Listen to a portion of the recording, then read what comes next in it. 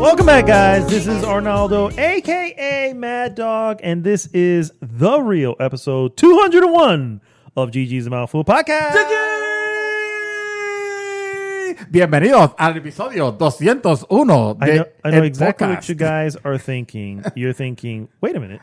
What happened to episode 200? Well, it was amazing, right? It was amazing. Dude. It was the best. Let me put it this way. Top notch. It was basically The Hangover again. Yeah, it's exactly what it was. We don't remember what happened Correct. after It was so amazing. It has been wiped from my memory. Yeah, no. That's how that works. I know that I woke up and there was elephants. Yep. They were elephants. There were elephants. Yep. Yeah, There were monkeys. There were, There were, what else? It was a whole menagerie of animals. Yeah. You know? We woke up in Bermuda for somehow. I don't know how we got there. No. I thought it was the Bahamas. You had to correct me. Yeah, So, yeah. I was like, I shit, this is actually Bermuda. You're absolutely right. There's a triangle right over there. Yes, exactly. Yes. That's how we knew. That's how we knew. It's a triangle. Yeah. So it was great. Dude. I freaking loved episode 200. So much drinks. Yeah. So many drinks. Yes, exactly. Stay tuned, So guys. many kilos. As you will too be witnesses of episode 200. But yes, The last episode. the show still must go on. And so we are here at 201. Mr. Santos, how are you, sir? Muy bien. I am very good, man. Que bueno. Que bueno. Que bueno. Que bonito. Yes. Guys, thanks so much for tuning in. If this is your first time listening, please go to goodgame.rocks. Join the conversation there. And, of course, please like, subscribe, and share the podcast with everyone. What we normally do, guys, first is we go into what we've been up to, move on into some various news items, and then finish with our hot topic of the week. This week's hot topic, games I regret you haven't played. Wow. We're gonna go in there. We are going to go in there. Yeah. We are going to go in there. It's time to let those out. Yes. It's time to put it out there. It's time to air the grievances. Yes, it is. It is the airing of the grievances. You know what that's from. Yes. Yes. It's time. If there's any Seinfeld fans out there, you know what the airing of the grievances is. Happy festivals for the rest of us. Yes. Sir, first off, if you haven't noticed, we are short one person. Mr. Chaos Reaper is in the middle of a move to a new location in Florida. Undisclosed at the moment. Yes. And we'll let him disclose that when he has an opportunity. Unfortunately, due to that, new job obviously comes in and schedules become a little bit of an issue. But he is not gone forever, guys. Fear not. He will be joining us again, and we look forward to his return. In the meantime, he is listening, and Mr. Chaos Reaper, we love you. And we will look forward to it. By the way, he was there in episode 200. And let me tell you, Yes. he has a tattoo on his face now. And he doesn't know how he got it. We don't know what. There was a picture with him hanging out with Mike Tyson. Yeah. I just, I think something happened there. I think Mike Tyson may have talked him into it. Yeah. And now he has this. I'm missing a tooth somehow. Yeah. I don't know how you got that out there. I mean, it looks good. Looks good. You can actually, if you were a smoker, you could just hold the cigarette right in there. Hey. You know what I mean? It's a perfect. It's useful. Stogie holder. It's a cigarette holder. Yeah. A butt holder. There you go. Okay. Yeah. Sure. We'll call it that too. I think that's what they were calling me on I know, but I also think they were meaning something else. Well, they were saying you're getting a little too handsy with people. That was probably Jason that said that. Yeah, it was definitely Jason. And then the cops came. And then, of course. yep, took everybody away. Yeah. Not before we stole their car. Oh, no, we did. We did. Yeah. They weren't looking. That's what happens. Hey. If you're not paying attention, we're going to take a ride. Yeah. Exactly. Exactly, yeah. All right, guys, let's start the show with what we have been up to. Mr. David Santos. That's me. What have you been doing, sir? Oh, brother. Oh, Nelly. Well, you could tell that I am super deep super back into the Division 2. I knew it. Into the Division 2. Yes. Talk to me, sir. Sir, I hear the game is still $3. Is this true? Because if it is, I may actually pay for it right now.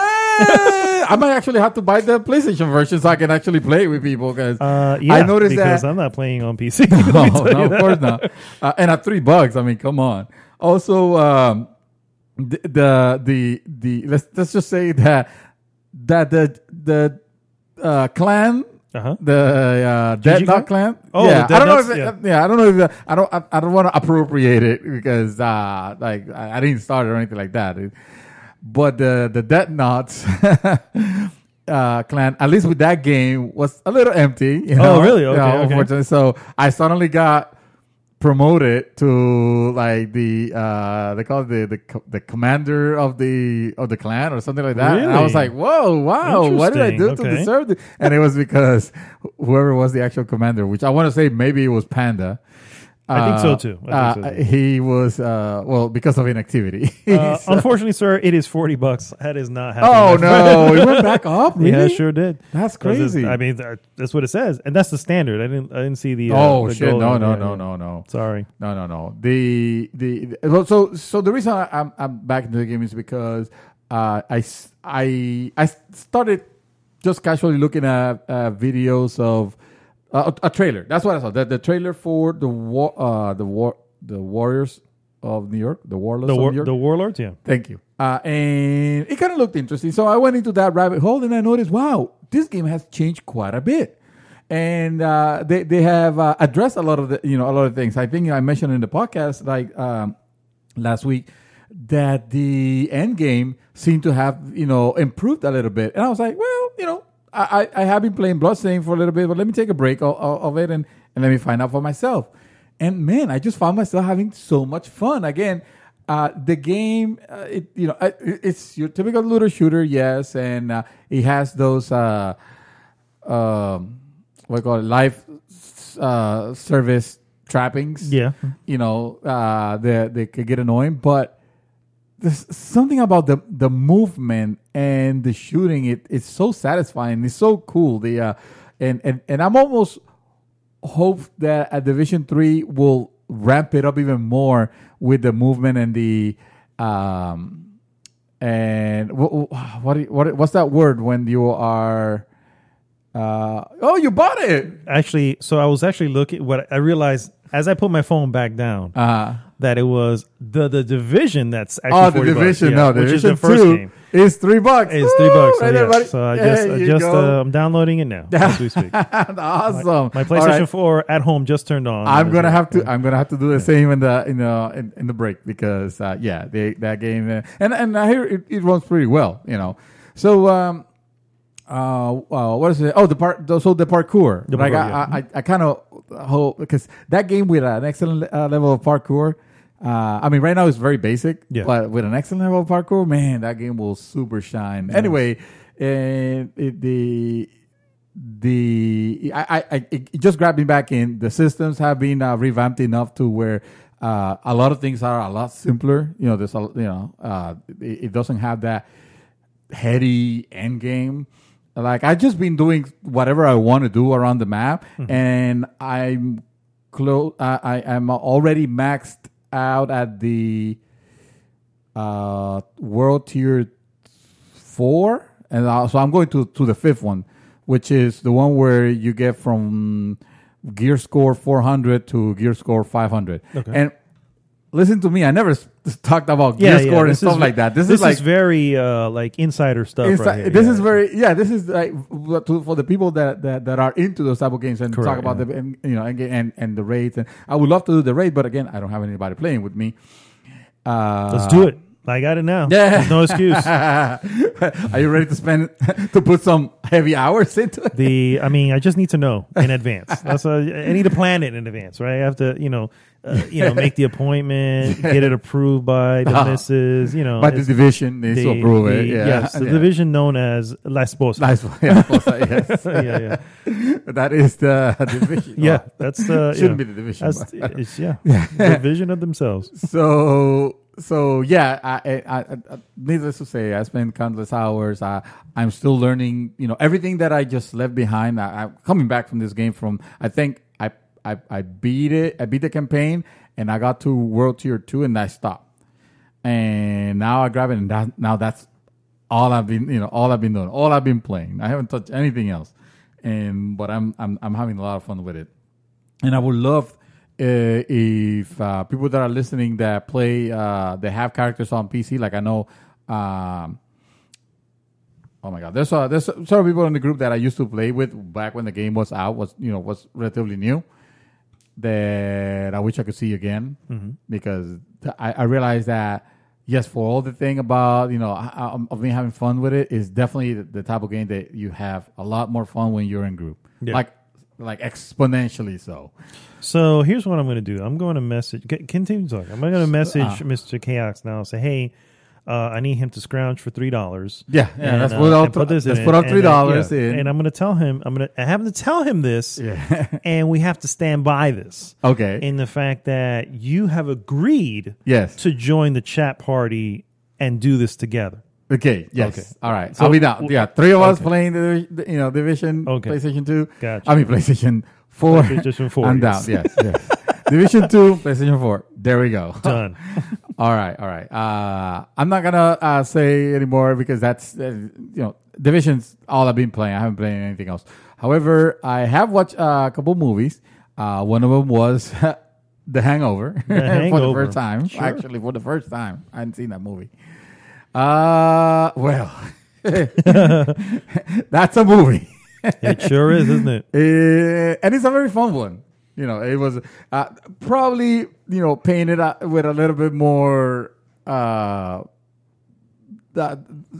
guess, I wouldn't say that my expectations were not met because he was actually, quite funny, but yeah, it was good. It was all right. It was all right. This is not, hilarious comedy. As a matter of fact, some of the stuff was like super very dumb. Honestly, this is a perfect example of a film that you want to be in the theater with, because I saw the first Hangover in the theater with my wife, and we went a couple of people, and it is a true thing that laughter is infectious. Yeah. And I enjoy that movie exponentially more than I normally would, because of the fact that I was in a theater watching, and we were. I mean, first off, it's the first one of what it was doing. It's a very raunchy comedy, and you really don't know that from the trailer, so you kind of just go into it, and then it just catches you from off guard with what happens. You know what I mean? And it was great. It was great, and I know that obviously years past that, and Hangover 2 and 3, basically reusing the formula. I cannot imagine it like reusing like what happens in 2 and like in general, like they have another hangover. Yeah, really. Yeah. And 3 also. Yeah. And 3 also. That's what I'm saying. Yeah, there's 3 parts. God, yeah, that's terrible. 3, I think they come back to Vegas. 2, they're in Thailand, if I remember correctly. And the Asian guy is much more involved. It's. Oh my God! Yeah, they're going to a wedding for a family member or a family friend in Thailand. If I remember that correctly, and they end up losing that guy. And now they have to go fight. Yeah, that's what I'm saying. Yeah. So it really reuses the formula. Yeah. No, this is like expecting like making a tag 2 or something like that. Correct, which doesn't make sense. It doesn't make sense to follow that formula. Speaking of tag, actually, I personally enjoy tag, more, now when I saw it. And granted, it was not as raunchy or anything like that, but I don't know. Maybe that's what it was. It was a little bit more like intelligent, funny stuff. But yeah, no Mike Tyson. Was he in the on the first one? He's in the first one, but I don't know if he is in the. I don't think he's. In my God! No, Evander Holyfield was in the second one with a chewed off ear. No, sorry. Oh, that's just wrong. Oh man, no. So that was one of them. Yeah, it's a good comedy. I'm not sure if it's something that I would jump in and automatically recommend to. I mean, if you're into that type of comedy, then it's already been it's already been recommended, and we've had comedies that came out afterwards. That's true. And that's also So who hasn't seen it? Aside from me. So yeah, that was the Hangover. I did see another movie this week, and that movie was Knives Out. Yes, that's what I'm talking about. Because let me tell you, that is.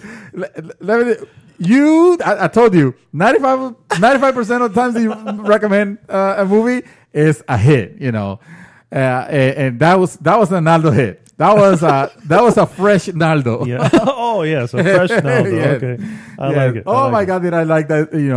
This movie. In the sense, I mean, I don't want to like super oversell it or anything like that. I mean, that's what I was. That's exactly what I was trying not to do, because I'm going. First off, it can be oversold, really, because it is a very, very good, very interesting, ridiculously well acted. I mean, it oozes characters. Yeah, you know what I mean. So it deserves that, but at the same time, I didn't want to oversell it to you. Uh-huh. So I remember me going, I was just kind of dancing around it. What I mean?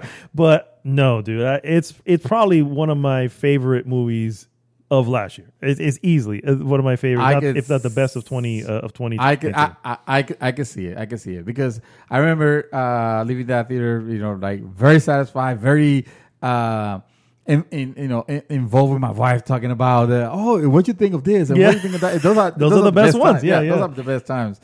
And I thought Daniel Craig.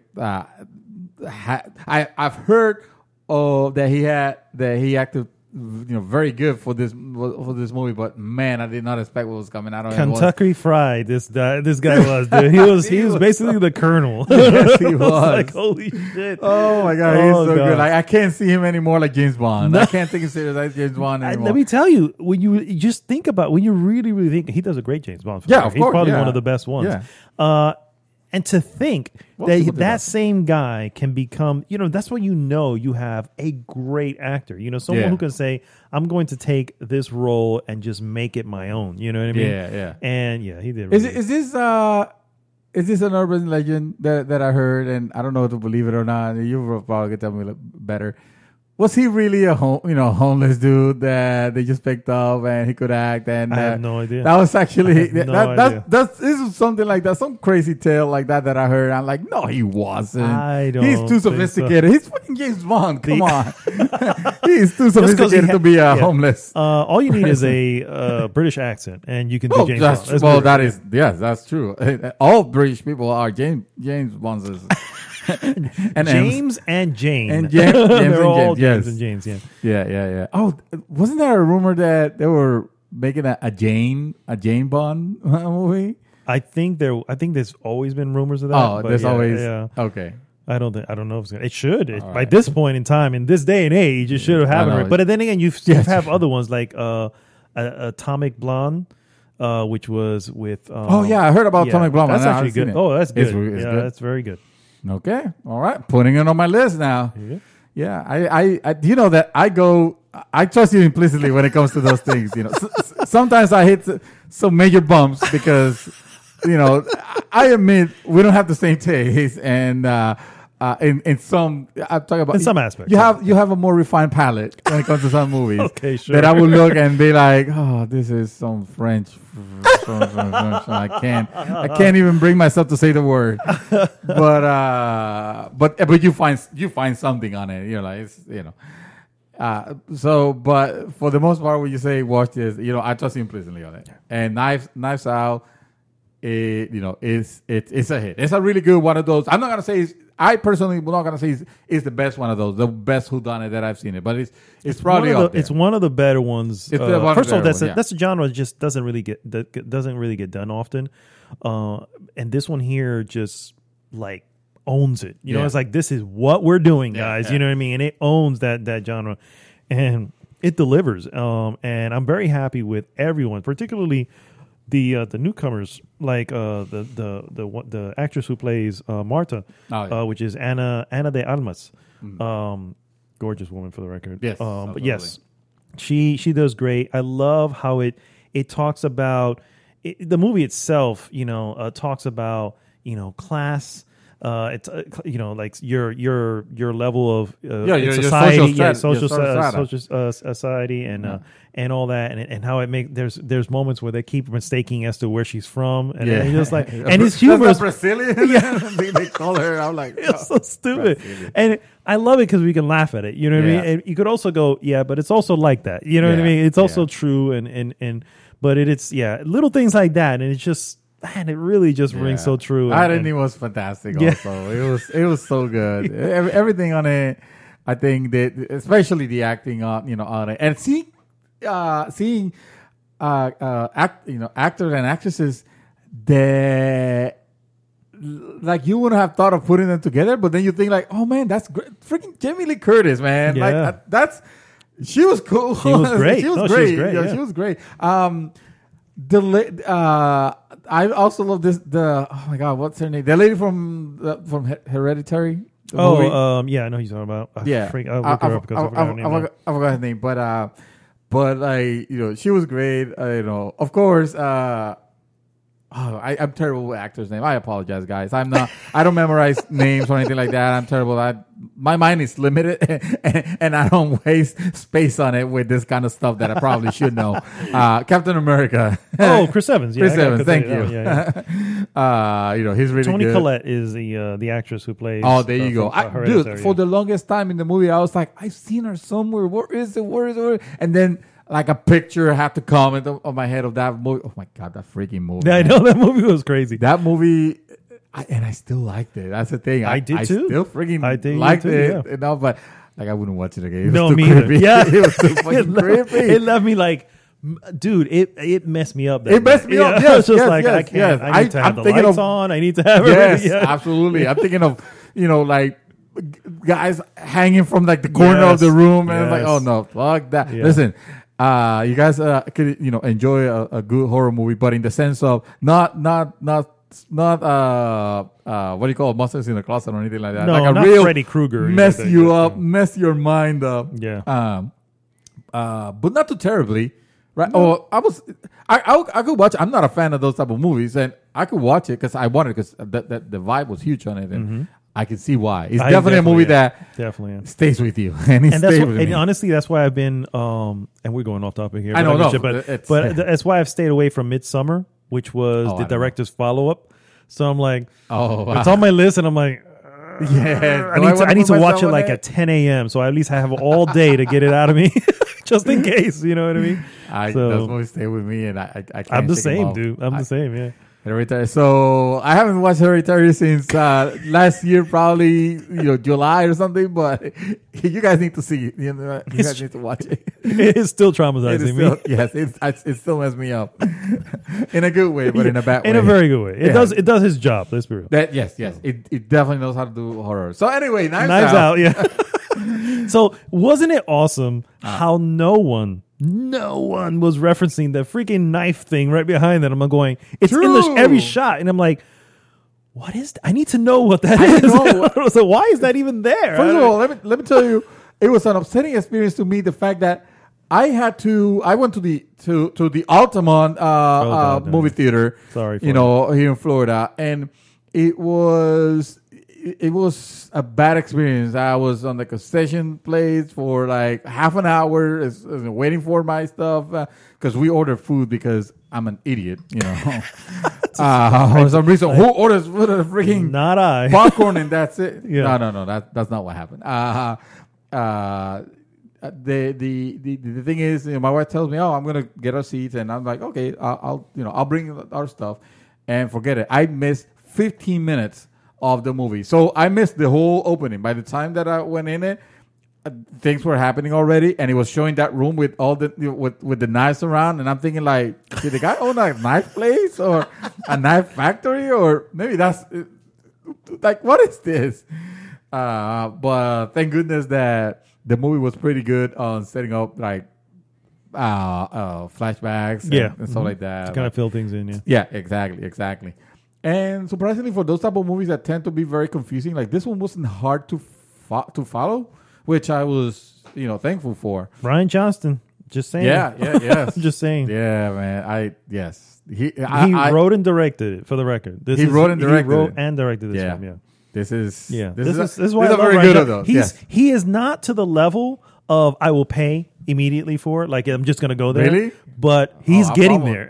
I He is almost. getting there. I mean, he for sure directed my favorite Star Wars of the last three. I agree. So- And Looper. and Looper was great. Yeah. Yes. Yeah.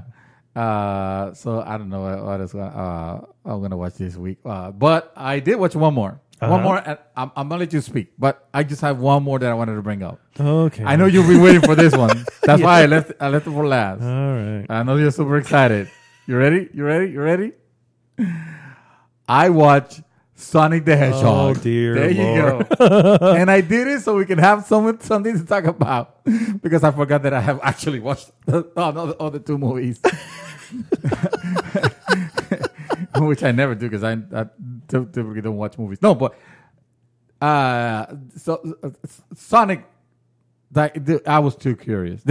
It's one of those things that sometimes I don't care if it's good or bad. I just need to see it. It's a train wreck. I need to see the body count. I don't know. It's a video game movie too. On top of that, it speaks to you from its origins, right? Yes. You know what I mean. So it's like, well, I need to see. Did they finally get it right? Absolutely. You know what I mean? Yeah, absolutely. So I'm guessing. it will be accurate. Accurate description. The movie it was weird because I read reviews where it say, oh yeah, it is, it's really good. And then I read reviews where saying like, oh no, this was a train wreck. Before or after seeing the movie? No, before. Oh, okay. Actually. Well, I wasn't. All right, let me rephrase. I didn't go in and read everything that was said about it, but the blurs here and there that I was reading about, it was either, this movie is very fun and entertaining, or this movie is a trash can set on fire. Wow. So again, even piquing my interest, my curiosity even more now. This one, right? And I just mentioned it jokingly to my wife. Saying, "Oh, we went because the movie I actually wanted to watch was 1917. I do want to watch that movie. Oh my god! I know, but I know. Listen, I gave you Nice Sonic Out. the Hedgehog. I gave you Nice Out. Shut up. I gave you Nice Out. And Nice Out came out like last year, and I still watch it in the movie theater. Yeah. When I could have actually bought it. I know. I could have bought it for $14.99 that Amazon had it.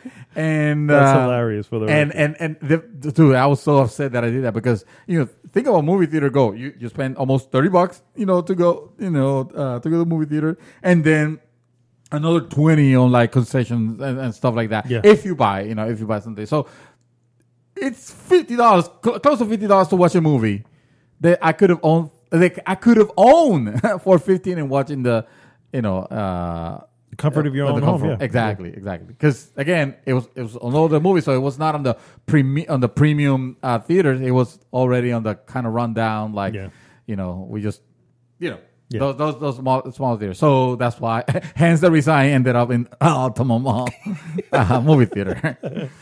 So, but with Sonic, I just casually just made it, just said it, and she was like, okay. And I was like, well, all right. Well, now I have to do it. Now we have to. We have to go now. Yeah. And so the movie starts and it starts immediately, with action, and I'm like, okay, cool. And it does one of those things, and this is, for literally the first 30 seconds of the movie. Sorry, you can spoil all of it for It like this thing which I kind of like when movies do that, which is, how do we got to this part? Mm-hmm. And now it's and he's narrating like, all of this is happening, and now it's like, well, let's go back, and then it takes you back into. Oh, okay. So I kind of like when movies do that. I don't know for what reason, nothing special. It's just I think it's your cool. preference of intros. Yeah, it's kind of overused, but I still enjoy it. Anyway, from the moment that it starts with, because it starts with that action piece and everything like that, you're thinking like, oh man, this is gonna be like a tour de force. Well, a tour de force it ain't. Yeah. It definitely is not. The movie, let me tell you, it is fine for the audience that is being that is obviously being targeted. You know, there were kids there. Kids were laughing. They were having a good time, and I was very happy to see that. Good. You know, for that it made it did its job. It did its job. Exactly. Exactly. However, there are movies out there that are targeted towards kids, but they can be equally entertained by adults. You know, I feel like Pixar does a pretty good job of doing that. An excellent job. A lot of the Disney movies, well, maybe not the last few ones, but for the most part, I'm talking about the re-releases of the live actions. Oh, gotcha.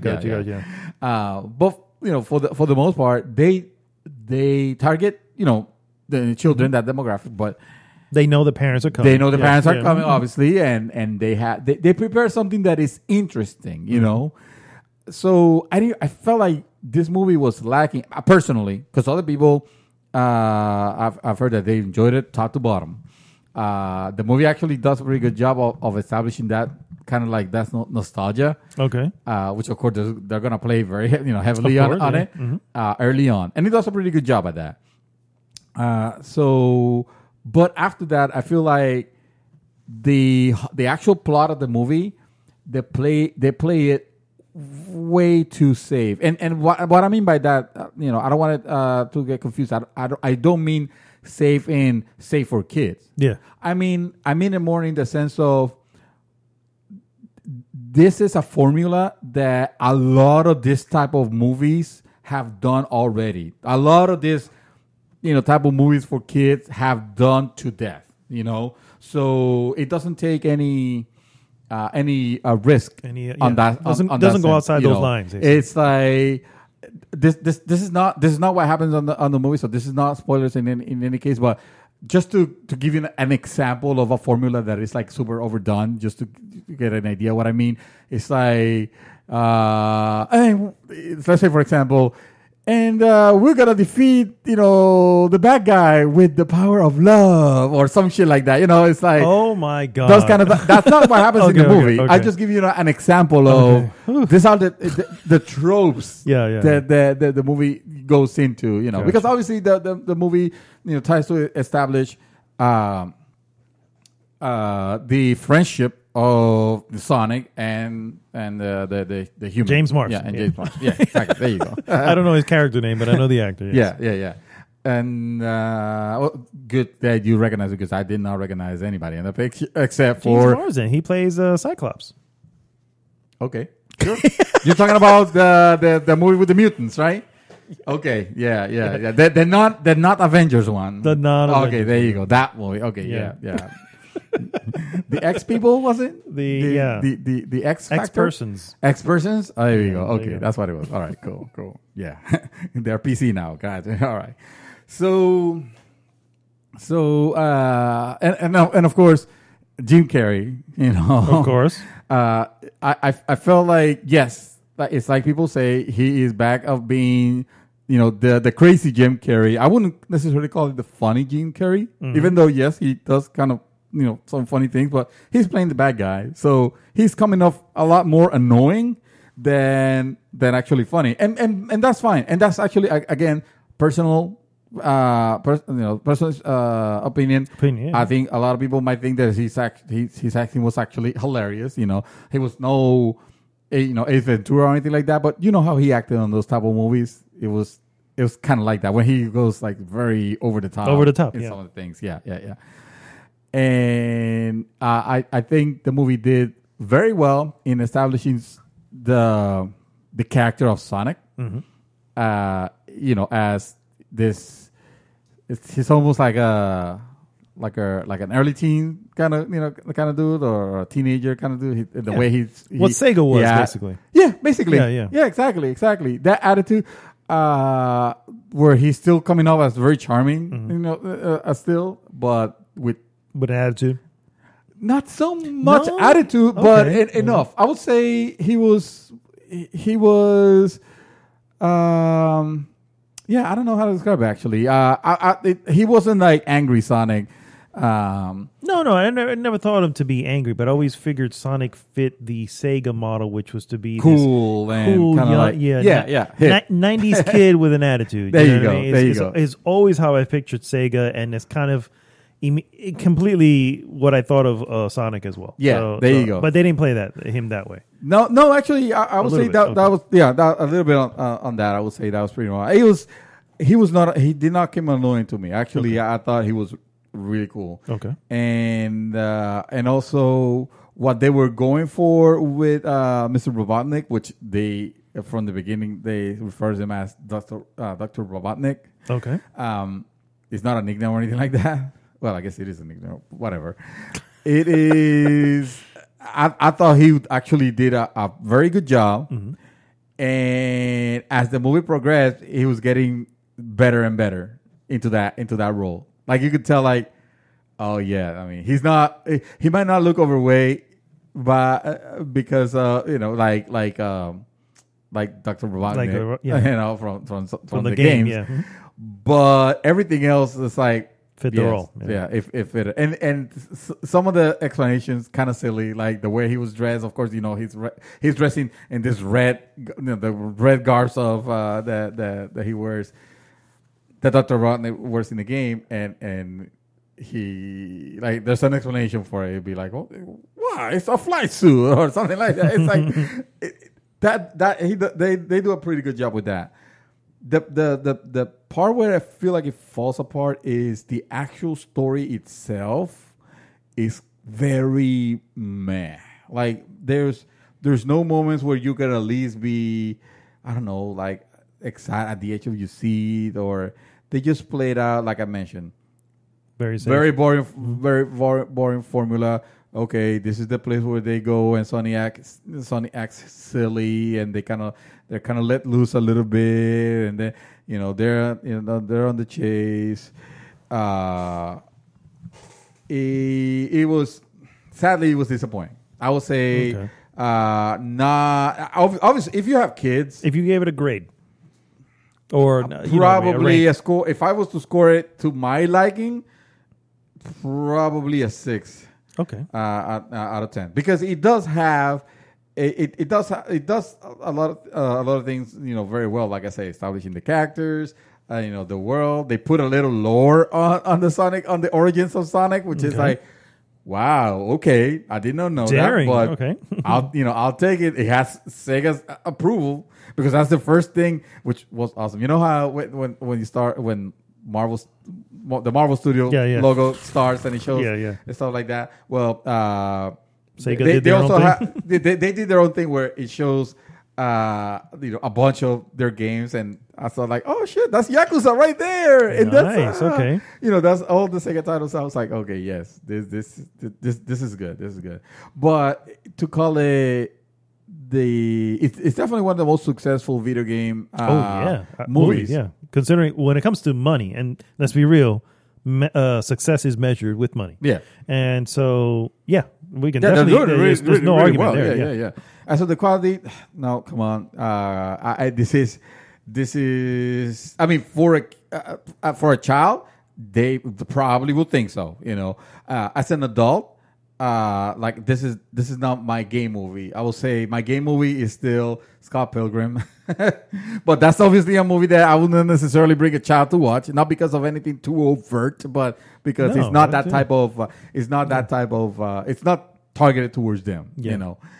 So I just had one big problem with this movie that I would call like. So I gave you the good. I gave you the bad. Now let me tell you about the ugly. Oh boy, dude, what the fuck is up with product placements these days?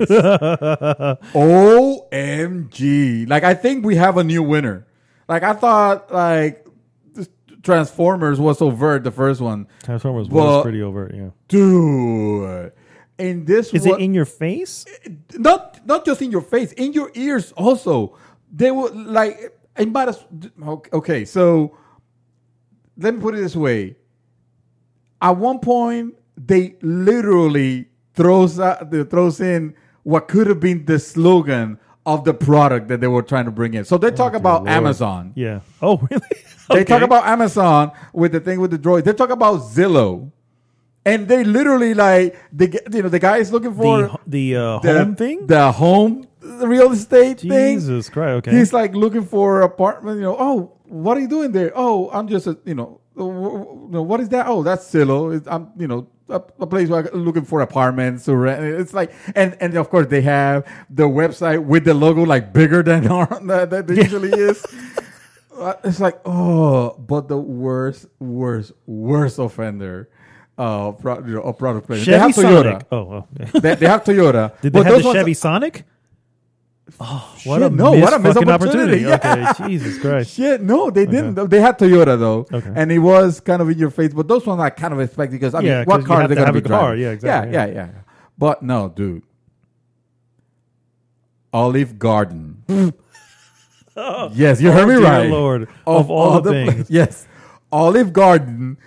The salad and breast sticks. Dude, they literally throw the slogan and some of the menu in the dialogue of the movie just out of character completely just because. Oh, dear Lord. A couple of times where it was like, are you kidding me?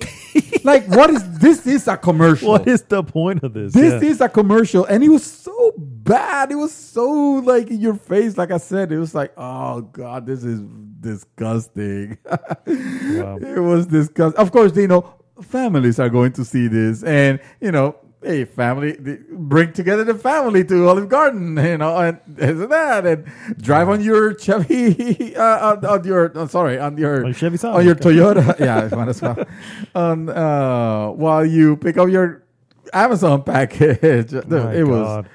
That part was very, that can be very, very disruptive to the film. And I think one of the points that I'm knocking out of it is just the overt, in your face and ears, attack of the product placement and advertising on this movie. Because I hate to be advertised. Yeah, I told you about it. So yeah, man. Awesome. I think I've spoken enough already. Awesome. There's your Sonic, so you're ready, sir. You're welcome. I watched it, now I so don't you don't have watch to. It. Okay. Exactly. Good stuff. I probably will eventually when it comes out somewhere. I am not going to the theater to watch that. But so real quick, as far as been gaming, I unfortunately came to the realization that I can't game anymore. That I am not liking Neo. Oh, and here's the deal. That hurts. I actually do enjoy. Dude, I already broke Sparrow's heart, and now I'm about to break his heart as well. Oh my god! So here's what I realized. I realized that the game requires grind, and I realized that I really, really, one, I don't care for grinding, and two, I don't have time for grinding. Especially now with my job. So it's and you bought the Division 2? I know, but I'm looking to play with you, and so okay, there you go. That's really where you're. All right. So you're right though, but it only cost me $3, so who cares? There you go. So another title, and Neo was free, so no big deal. Go. The point is, I have stopped. I've gone back several times, and I'm realizing that the very next story mission is a level 47 recommended. I'm 46. Holy crap! So I'm like, okay, I need to grind to get to that, and the couple of levels that I'm around are annoying. They are the most annoying thing, and then I'm realizing this is. All I'm doing is replaying a level as often as possible just to grind. And I'm going, this is a waste of my time. I only have a few days that I normally play a game, and I'm spending it doing this. And it's not fun to me, because that's all I'm doing. I'm just killing the same monsters, you know what I mean? And that's what grinding is. So, and yes, there was a time that, sure, I didn't mind doing it when I was younger, and I have infinite time because I had nothing going on in my life, but I don't have the time for that. 3 years ago, sure. Although if you want to point back to 3 years ago when I was playing The Witcher never felt like a grind because you never had to grind. It was designed in a way where everything that you're doing is even the smallest thing is automatically getting you experience to go forward on stuff. So, expertly done for the record. Yeah. And I'm not saying that every game needs to do that. Grind is, some people do like grind. Chaos will be the first one. He loves the grind. Yeah, he says it. I'm realizing I don't. And not only do I not, I also don't. Even if I did, I really don't have the time for it. Right. So unfortunately, I stopped playing. I stopped playing Neo. Although I think I'm not sure how far I am in the actual game itself, but I think I did a good. I've made it pretty well into it. So, but I had to stop. I was like, you know what? I feel like I'm not going. I'm playing and not really doing anything. You know what I mean? But Man, and it feels like at level 46, 46. I'm at 46. Yeah. Wow, that almost feels like another one of those. I'm close enough to the end. No, I'm not. I can tell you I'm You're not. not. Oh, I know I'm not. Oh. I know I'm not. I'm probably just short of the middle. Oh wow. It is because the levels you can go up pretty high. I think if I'm not mistaken, you can go over 100. So Oh, wow. Yeah, Okay. it's built a little bit differently. So when you look at it that way, you're like, okay, well, obviously I'm still level toward 47 sounds like you're far enough, right? But Yeah, it's but not. no. No. So I bought the Messenger on PlayStation 4, even though I have it on my laptop. And so I started playing that, and man, do I fucking love that game. Yeah, really But wait, do. you beat that game. No, I actually never beat it. I went pretty far when I was playing it before, and I don't know what it was. The fact that it was on PC. Maybe it's on the laptop. I don't know. Although I kept coming back to it. That's why I knew it was good. But Listen, get yourself one of these for your PC, and it'll change the way you see he's it. showing me Because a Nintendo's Super Nintendo controller. Yeah, the 8-bit wireless, the 8-bit dough. The 8-bit dough, which I've been rocking to play Blood Stain. Thank you. Blood Rain. Yes. Blood Rain. No, Blood Rain. Damn it, you messed me up. And I've been loving the crap out of it. Like, I almost want to use it as my daily. I probably wouldn't mind doing that because like I said, I'm really enjoying the Messenger. I love it, dude. For the Messenger. Oh my god, it would be so. Let me get it for you freaking for your birthday when you finish it 3 times already. Never mind. So that's all. As far as gaming goes, that's really all I've been doing. Like I played a little bit of Neo, realized what I need, the realization I came to, and then stopped. And even uninstalled it. It's not even installed. It's like I just let it go. I was like, I know I'm not going to. And in the same move, delete your save game. In that, I wouldn't do that. Well, first off, it's in the cloud. Why would you do that? Just leave it in the cloud.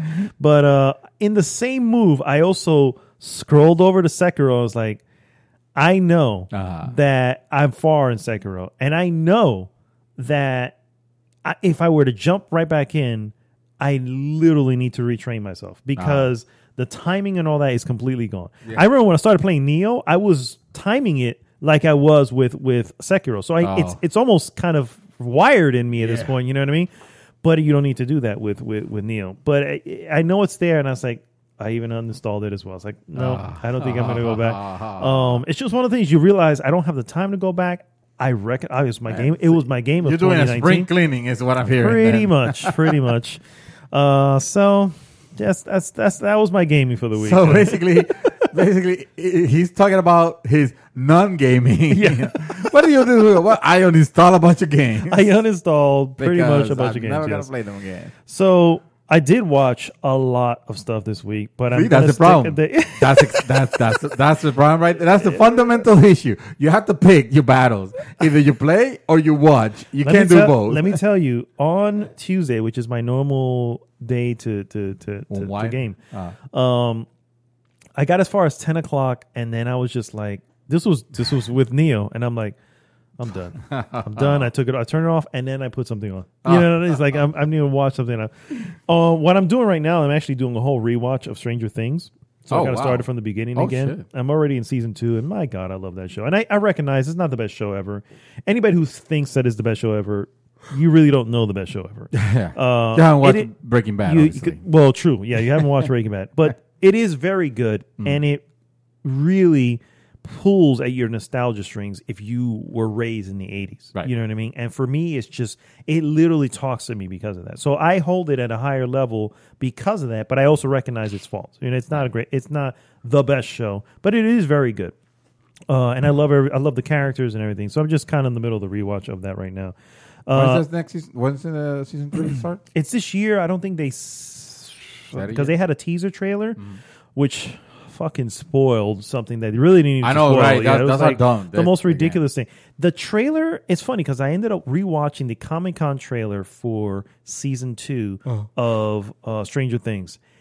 It was the one that had the Michael Jackson Thriller song on it, right? And I know because I've read up on this that it was at the 11th hour that they finally got the deal made to use that song, right? Because you have to be able to license that. And immediately, whoever owns the estate of Michael Jackson was like, nope, you can't use it. Nope, you can't use it. It wasn't, hey, this is how much it's going to be. It was, no, you cannot use it. It's not going to be done. And they had had to cut it to a couple of the songs. And the guy who was doing was like so depressed because he was like, it needs to be the song because that will generate so much hype for this season. And this is for season 2 of Stranger Things. I didn't know this happened. Yeah. And I guess at some point in the article I was reading, at some point he was just like, I need to get, I don't know how I'm going to do it, but I cannot take no for an answer. I need to get this deal done. And he finally was able to do, I think, 3 days before Comic-Con. Cause he already had it up, but obviously you can make it, sure, but you can't air it and show it to anybody until you have the approval. So he probably have a couple. He had a couple backups. Yeah. Oh, absolutely. Yeah. And the backups were the ones that they were going to use, but he was like, it needs this because it needs to pop. And so it was 3 days before Comic-Con that he was able to get the everything done. And he admits it costs quite the amount just to get that. And just for the song. And that's why when I think of stuff like that, and I get it. Don't get me wrong. I get it. When you are a creator of something, it's invaluable to you. I get it. But at the same time, it's like, come on, does it really need to be there? Especially if it was something like this where it's like, the reason why we want to use it is because it literally talks to this. Hello, Thriller, the song was made in the 80s. This takes place in the 80s. The season 2 aired in Halloween. Thriller, it all connects, you know what I mean? Which is what made that trailer so amazing. But obviously, they let things fall to the wayside with the newest just a teaser, but we'll see what the actual main trailer is. But I don't think they have an actual release date other than this year. Oh, okay. So I watched a couple of movies. And the one I want to start with is the one I want to talk about that has quickly become one of my favorite movies, period. Just I think I know where this one's going. It is. So this is a Korean film. Okay. It came out last year, and it actually won, believe it or not, for Best Picture. Parasite. Yes, I knew they were going to say that. And, So where is this? Honestly, I rented it on Amazon. On Amazon, so okay. I will probably end up just buying it, for the record. Okay. My wife the other day, we were still talking about it, and when we're still talking about it, it's like, yeah, this is that type of film, and it's an amazing shot film, for the record. This is also from the director Bong Joon-ho, who is the director of Snowpiercer. Oh wow. And the Snowpiercer obviously was more of American films and English and everything, but he was a director for it. And that movie was weird. It was a very odd movie, and it was good. Yeah, it was. And I would say a 7.5 is what I would give that one. I enjoyed it because of the little things that it did and the daring moments that it took. But I also recognize that it was a little bit faulty, especially in some of the outside special effects. This one has no special effects. Oh, not true. Has some special effects, but I won't say what they are because I feel that they're spoilery. Yeah. But this is not that type of. It's not a special effects heavy movie. It is a very simple story. So and I'm going to give you the premise that I can give, and I'm not going to go any further than that because this is a film that everyone needs to. I've said that on the post that I was like that everyone needs to watch this film, and I don't care if you don't like subtitles. Suck it up, Buttercup. Read the fucking shit that you need to read. Okay. All right, give me the sales pitch on this one. So the main story. This is a story of a family, the Kims, that are very poor, but they're just poor enough just enough so they have an apartment that's actually half above ground and half below ground. Their windows can see out into the street, but literally the street level. You know what I mean? And so the kid of that particular family, the son, has a friend who he is of a better family. He comes to him and says, "Hey, I'm leaving to the America to study and stuff like that, but I have a job that I'd like you to continue to do for me, mostly because I want you to watch the daughter to make sure nothing happens to her because I plan to marry her later on, right?" That's his whatever. So he's like, "Okay, sure, I'll do that." He goes and anyway, he goes and I was going to say something I didn't want to say, but he goes and he introduces himself to the family, which is this very rich family, and he becomes the tutor for the daughter, an English tutor, and so. In little by little, he ends up getting his entire family to infiltrate their family as something different. The sister becomes the art teacher for the son. The father becomes the driver for the family. You know what I mean? So that's where the term parasite comes in. It's literally kind of working their way into the household. That's as far as I'm going to go because I do not want to say anything else for that because again. This is a film that needs to be experienced without knowing much. Honestly, what I gave you, I feel like you'll figure that out as it goes on. But I don't want to say anything else past that. No, that's good. I'm good. I'm good with that. I've seen very high things about. I've seen reports that say, "Oh man, this movie." If the rewatch of it is even better. Oh God! Then I need to rewatch it because I've only seen it once. So here's why I say that this movie is important. It's important because it has officially broken certain barriers. Cool. It is the first film that is not in English that has won Best Picture. Not only did it win Best Picture for the record. And not only did Bong Joon-ho go to the Oscars not expecting to win it. Yes, it was nominated. He felt good about the Best International Film. But that's as far as he felt he was in it. Best International Film, he did win it. Best Director, Best Screenplay, Best Picture. Holy crap. Okay? They walked away with 4 films. Yeah. And this is the first non-English film to win Best Picture. Why is that important? Well... Story time, kids. Story time. Gather around the campfire. All right. So tell us, Uncle. My dog. There was American Ninja Warrior. I know this. Wow. I know this is gonna sound. I know this is gonna sound odd. So there was a time. Everybody knows what the warp wall. If you've seen the show, you know what the warp wall is, right? There was a time that there was not one woman that can go up that warp wall. And why? Because it was never designed. The warp wall was never designed with women in mind. As a matter of fact, Japan, when they were doing the Ninja Warrior, they called it Susuke or something like that, they had the male course and they had a completely different course for women. Because they're like, no, women can't do this. They have to do their own thing. And they had a different type of course, whatever.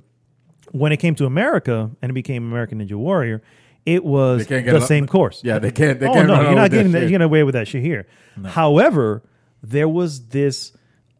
We'll call it a mental block that I think because the warp wall was something that just a woman never got up. It's a super tall wall. Even men couldn't do it. You know what I mean? And there were very few men who were able to get up that wall. You just kind of figure out the mechanics behind it. And explain the mechanics in general for those that don't. So the warp wall is a 15-foot wall. It's curved, and the top part kind of becomes like this little lip. And basically, you just run up the wall and leap and grab to the tip and then pull yourself up, right? Which sounds simple. Which sounds very simple. Yeah. And the ones who do it, man, they made that shit look easy. Yeah. But it is not simple at all, right? So I never forget. It's like think of it of like U-ramps from skateboarding. So skateboarding, yeah. But on the side. Just one on the side. More like a C-ramp. Yeah. Exactly. And without the skateboard. And without the skateboard, yeah. You're running up the wall. Yeah. So for the longest time, we were watching American Ninja Warrior, and ladies got close, but for the most part, it just didn't happen. And I remember talking with my friend Tina, and I was like, you know what? You know what's happening? There's a mental block for because the pressure comes on for a woman when she gets it up to that wall. There's something in the back of her head going, chances are I'm not going to do this. Why? Because it's never been done. Yeah. So it's never been done, and that's why, you almost beat yourself. And I was like, it just takes one.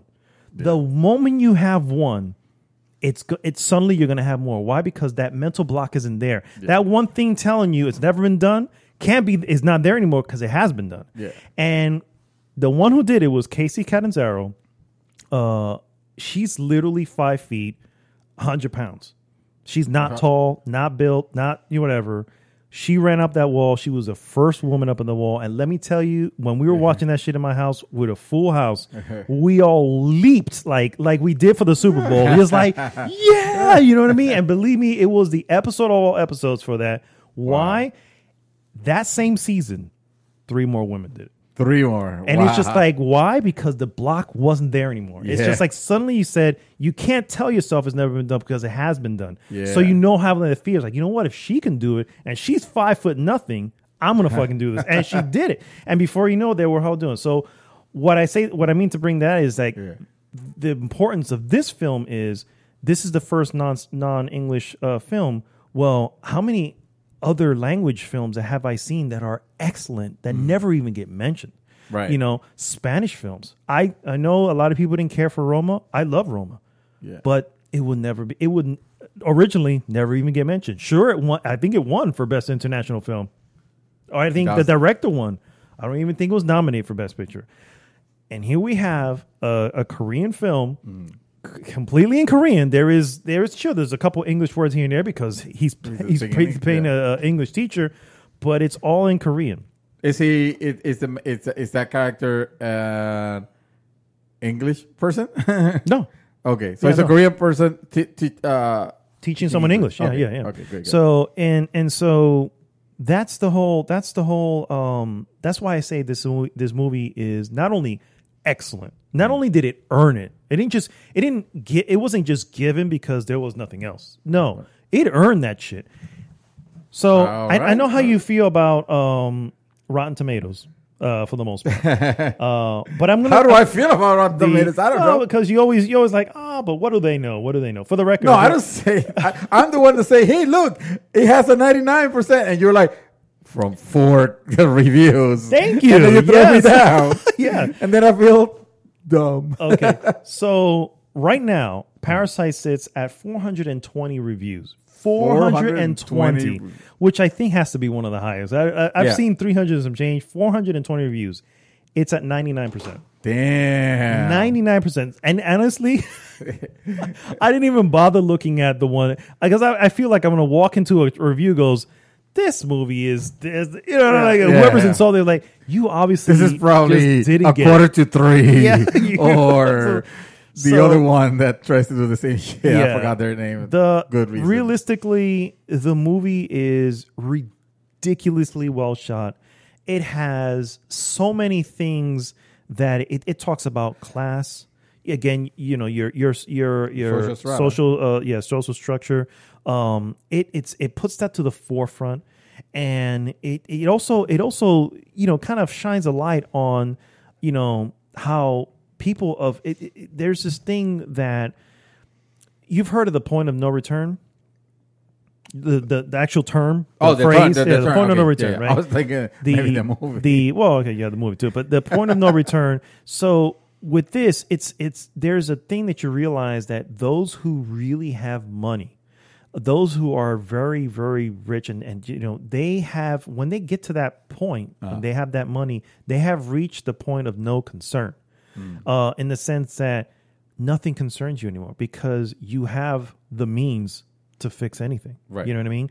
And so you see that in the film because you start realizing the two families, right? Because you have the rich family. It's literally, and I think the poster has the best image. You have the Park family, which is the rich family, and then like a mirror image, upside down version, which is the Kim family. And it's just like the two social structures. It's just like you have the rich and the poor. They both come from the same place. They both speak the same language. Yeah. They both know all the same things, whatever. But what separates them is their class. And it also points in the film also really brings to fruition the fact that for one class to go to the other from going from down to from the top to the bottom, that can happen, and that can happen pretty easily if you don't know what the hell you're doing. Yeah. However, from the bottom to up, it's well, yeah, it's an you're uphill climbing. Yeah, it's a ridiculously impossible mission almost to get from the bottom to the. It's easier to slide down. It's very to climb easy to slide down. Yeah. So it's really a great film. All right, it's really great. So from from the scale of Ghostbusters 2016 to Shawshank Redemption. Wow. What are we scoring this one out? First off, that is quite the scale, my friend. Well, I'm saying I need to. This movie seems special, so we need the minute. The minute. Yeah, yes. we need to. Yeah. We have to place it. Easily, it is easily up there with Shawshank. Okay. It is probably.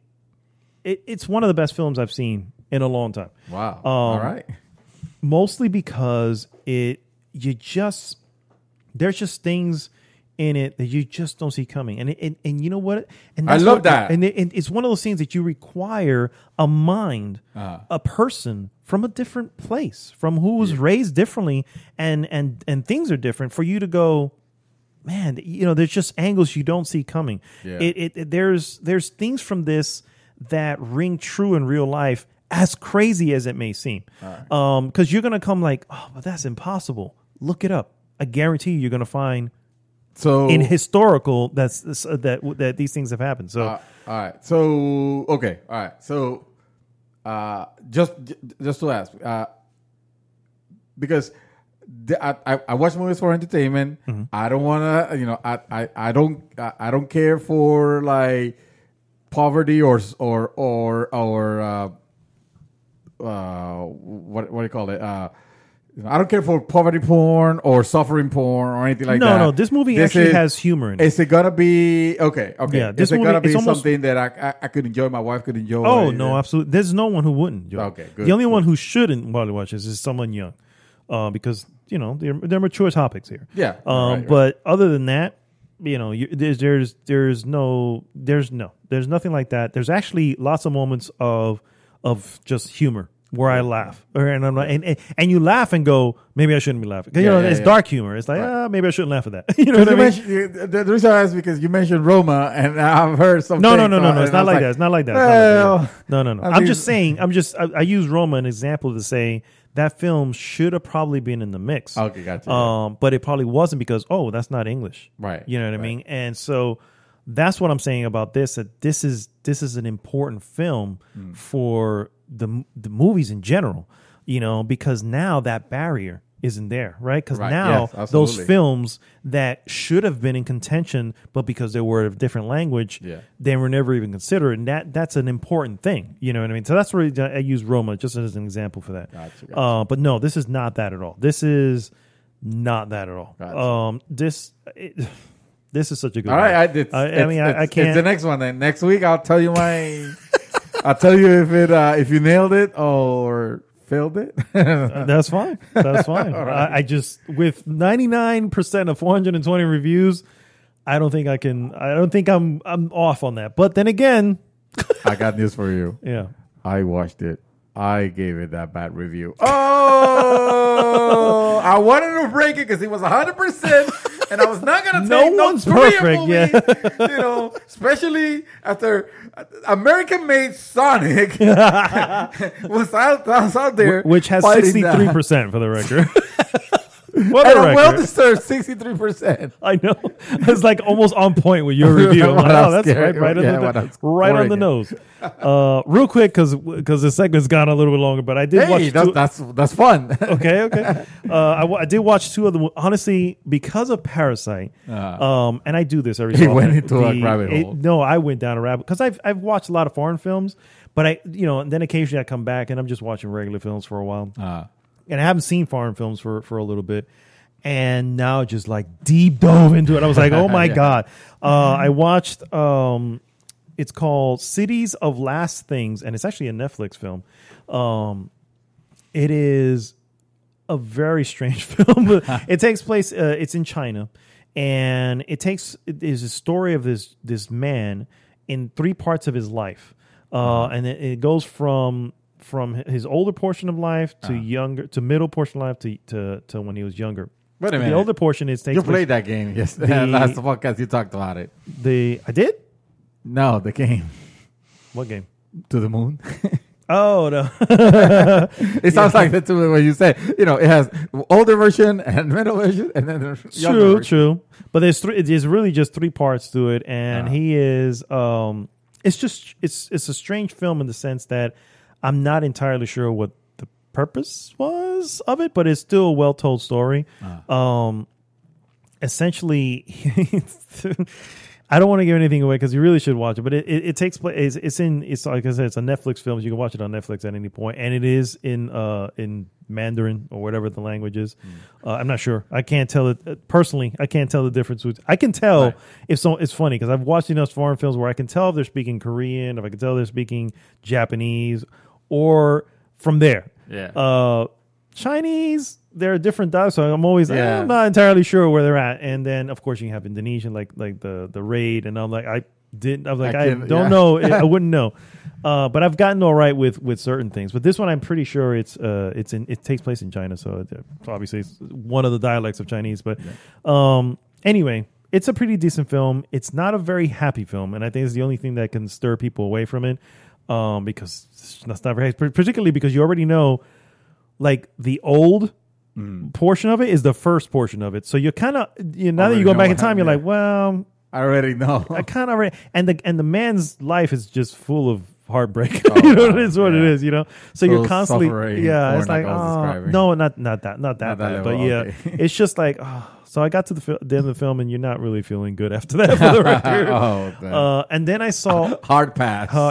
Then I saw on Netflix also Miss Hokusai, which is a Japanese anime film, and basically it's the life and works of Japanese artist and painter named Katsujika Hakusai, as seen from the eyes of his daughter. It's actually a pretty decent film, but again, it's weird because it's almost like it takes little chapters of their life and it just leaps in time a little bit and you're not really sure why. It's like, okay, what are we doing here? Animation is actually pretty cool. Some of the aspects of it is pretty cool, but it was all right. Overall it was all right. So I can't recommend that either because I liked it, but even I would probably give it a 6, which is okay. You know what I mean? So I really wouldn't recommend a 6 to anybody. Right. Same thing with the other one. That one I'll probably give a 6 as well. So, okay. But of course, I watched both of these after seeing Parasite.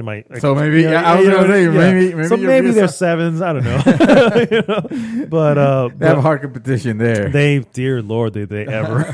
They had no chance in winning. Yeah. So that's really the stuff that I've seen. And I was just gonna watch. I Lost My Body. Next. You were okay. Well, you should definitely watch that. Yeah, no, that one. That's a really good one for me. Oh, yeah, right. I put it there. I put the trailer for my wife, and she was like, yeah. I don't know. Sometimes let's watch The Hangover, rather, and we ended up watching that. Yeah, like I said, that one's going to be a very odd one. But she told me that we're gonna watch it. So, okay. Yeah, maybe we'll make it a double feature. Maybe okay. Okay. It sounded like you were gonna say, "Oh no, don't mix them." What's the other feature? Well, Parasite. And no. Just watch Parasite. No. Just watch Parasite. I was gonna start with because those are 2 films that. It's mixing too much goodness. No. What I'm saying is that those are 2 films that after the film, you're left with contemplations. You're left with thoughts and stuff like that. And you don't want to immediately throw something else on that's going to do the same thing. You know what I mean? So it's like you want to have a space in between. Yeah. That's like playing an open world game followed by another open world game. It's like, you got to have a little room in there. You know what I mean? So let them simmer. Yeah, exactly. Okay. So that, guys, is all I have been doing.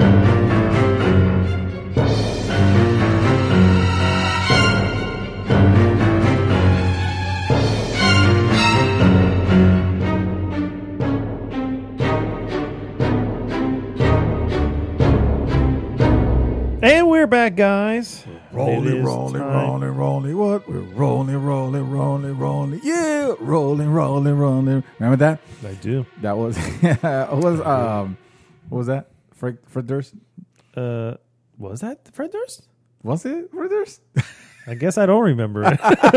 I remember the thing, but I don't know why I thought this was like DMX or something like that. Yeah, no. Okay, who the fuck sings that song now? Know. I don't know sometimes. Okay, you go ahead and start. So it is now time, guys, for the useless news that you can use. That was Limp Bizkit. So yes, that was Fred Durst. Fred Durst. Shit. Wow. Wow. Limp Bizkit was a really funny name. Indeed, it was. Yeah, it was. It's a good group, though. Yeah, good group. I liked it. Their albums had hilarious names. Like I never forget the chocolate starfish and the hot dog flavored water. Wow, nice, nice. Which I don't want to think what the allegories are. So let's continue. I mean, dirty water dogs. If you've ever heard of that term, well, there you go. You know what hot dog flavored water is. Well, then you have the chocolate starfish. Thank you. And we're back, guys. And we are bad. This shows that we are evil people. We sure the hell are. My first piece of news, guys. Eli Roth is making the Borderlands film. The Borderlands movie is officially happening again. Lionsgate originally announced the feature film based on the Borderlands video game franchise back in 2015, and the studio announced on Thursday via a press release that the infamous horror director Eli Roth will helm the upcoming adaptation. Roth, alongside producers Avi Arad and Eric Feig, will helm the production using a new draft from writer Craig Mazin. Mazin won 2 Emmys for his HBO show Chernobyl. So, interesting scenario here. I don't know if you've seen any of Eli Roth's film. Have you ever seen Hostel? No, probably not. So Hostel is, you know what, it's probably not going to be one of your things. So let's just say that Eli Roth is the one who invented horror porn. Oh, wow. You know? So wait, you talking about like torture porn? Torture porn, like Saw, the Saw movies, and I don't know if they would. Well, wouldn't that qualify? I don't know. I've never seen one. So first Saw wouldn't. Probably First after Saw. that would. Okay. Let me see. That's where they lose the actual spirit. You know. Correct. He did Hostel. The Hostel always comes to mind because it was. It's pretty graphic. Yeah. Wow. Almost hilariously, but still kind of maybe not so much. Mm-hmm. Hostel Part 2, obviously, he was part of the Grindhouse. He did I come think about it. He really hasn't done that much. So, well, you think about it, he sounds like the perfect choice. A lot of B- shit. Yeah, I guess. Yeah, to Borderlands. Yeah, definitely. I guess so. Yeah. And to be honest with you, it doesn't sound like a half bad idea. I'm not repulsed by it because. You know, if anything, not that I think the story, the Borderlands story, is extraordinary or anything like that, but just the sheer magnitude of craziness, it could lend itself to a really fun movie. I can agree. I can concur with that statement. So we'll see if that ever pans out because shit, we're still waiting for the fucking Uncharted film for the last 10 years. Wow. So we'll see if we ever get anything from that. But good to know. There you go. Sony is not going to be at E3. Okay, there you go. That's the news. Back to you. Oh, wait. No, I have another one. I was going to say something a little bit humorous about that because, not a little bit humorous, but interesting thing that I thought of. Because you mentioned last week, one of the news pieces was that Jeff Keighley is not going to be there. And at first I was like, okay, well, it is what it is. Jeff's not going to be there. Jeff heads up Judges Week. So I guess there's no Judges Week either, is there? You know? So for anyone who... Wow. Yeah, I just it all dawned on me in one immediately. I was like, wait a minute. It's a domino He's the effect. one who does it. Yeah. So for those who don't know what Judges Week is. And they don't have the Coliseum anymore, you know. No. So, yeah. Wow. So for those who don't know what Judges Week is, Judges Week is actually when A lot of the major news outlets send a certain person, one person, maybe two from their team to go to test and play these games before E3, right? Because E3 happens and it's mass hysteria. You have long queue lines. You have all this stuff, and things can get lost in the shuffle as to what was good and what wasn't. Your experience can be tainted based on what's going on. So this is a much more calm experience where you'll have time, and for a week they're able to test all these games and really get a good understanding as to what's being shown. Yeah. And Jeff Keighley had that shit up. And if Jeff Keighley's not there, I suppose Judges Week is not happening because I guess maybe somebody will take the reins there. But who? That's because that was his baby too. Yeah, that's true. Maybe it doesn't. Yeah, maybe it doesn't happen because he was never really. I mean, it was attached to E3, but it was never part of. It wasn't part of ESA. Yeah. That was completely Keighley's. But see that, man, I'm telling you, that's. E3 is very different, guys. I'm just saying, yeah. This is a Super Bowl without his halftime. No, without you know what? Halftime show. It's exactly what it is. This is a a Super Bowl without one of the teams showing up. It's just the other team on the field working out. Yes. That's Microsoft right now. They're just, they're just out there pumping weights and doing laps on the field and just tossing the ball. God. Dear Lord, Well, we were hoping that at least, hey, there are other events happening. You got GDC, happening, which is not open to the public per se. It's not like a big event. Game Developers Conference, for anybody who doesn't know what GDC stands for. Yeah. But you expect at least some announcements at least to be shown there, right? Well, Sony has confirmed that it will not be attending the Game Development Conference in March. The company cited concerns over the coronavirus outbreak, the same reason behind its decision to also skip PAX East in this month. So basically, they're not doing anything. I mean, I understand the concerns with coronavirus for the record, but at the same time, I'm like, listen, I can understand, but also. Like, obviously, the shows are going. Okay, shows are still happening. The shows are still happening. It could be a case of, hey, Sony's just being very cautious, of it because, it obviously it is a real concern that happening in the world right now. But it also could sound like, well, since this is happening, we don't have to do anything. Let's just cut them all. I mean, we can say it's because of the corona, the virus, whatever. It's just we don't feel like it. PlayStation 5 will happen. Whatever. It will literally sell itself. Yeah, exactly. We did 4. Come on. You have 2 jobs. Yeah, you can work the job. Good to go. Yeah. Yeah. We are still going to repeat PlayStation 3 here, aren't we? Jesus Christ. Oh, my God. We have made a difficult decision to cancel our participation in the Games Developer Conference due to increasing concerns related to COVID-19, also known as the coronavirus, says Sony in a statement to Game Industry, the Game Industry, the website. We felt this was the best option as the situation related to the virus and global travel restrictions are changing daily. We are disappointed to cancel the participation, but the health and safety of our global workforce is of our highest concern. We look forward to participating in GDC in the future. But it also mentioned, the article also mentioned that Sony is not alone in this. Facebook's gaming division, which oversees Oculus, will also be skipping the show this year, which is said... with that said, Oculus will be making an announcement around GDC online.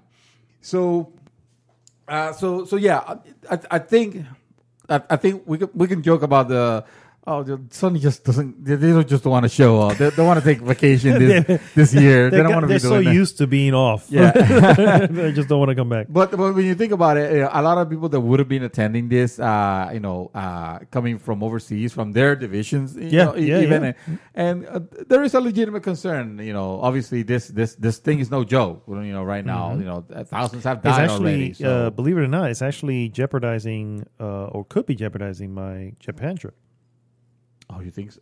Well, it's in China, but still, Right. yeah, there are cases in there are Japan as well.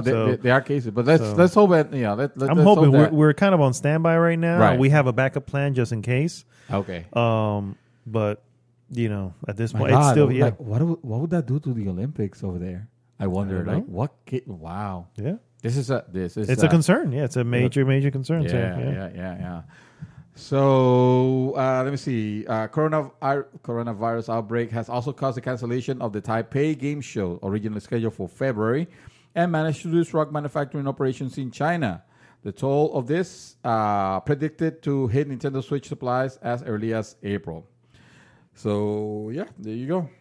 Awesome.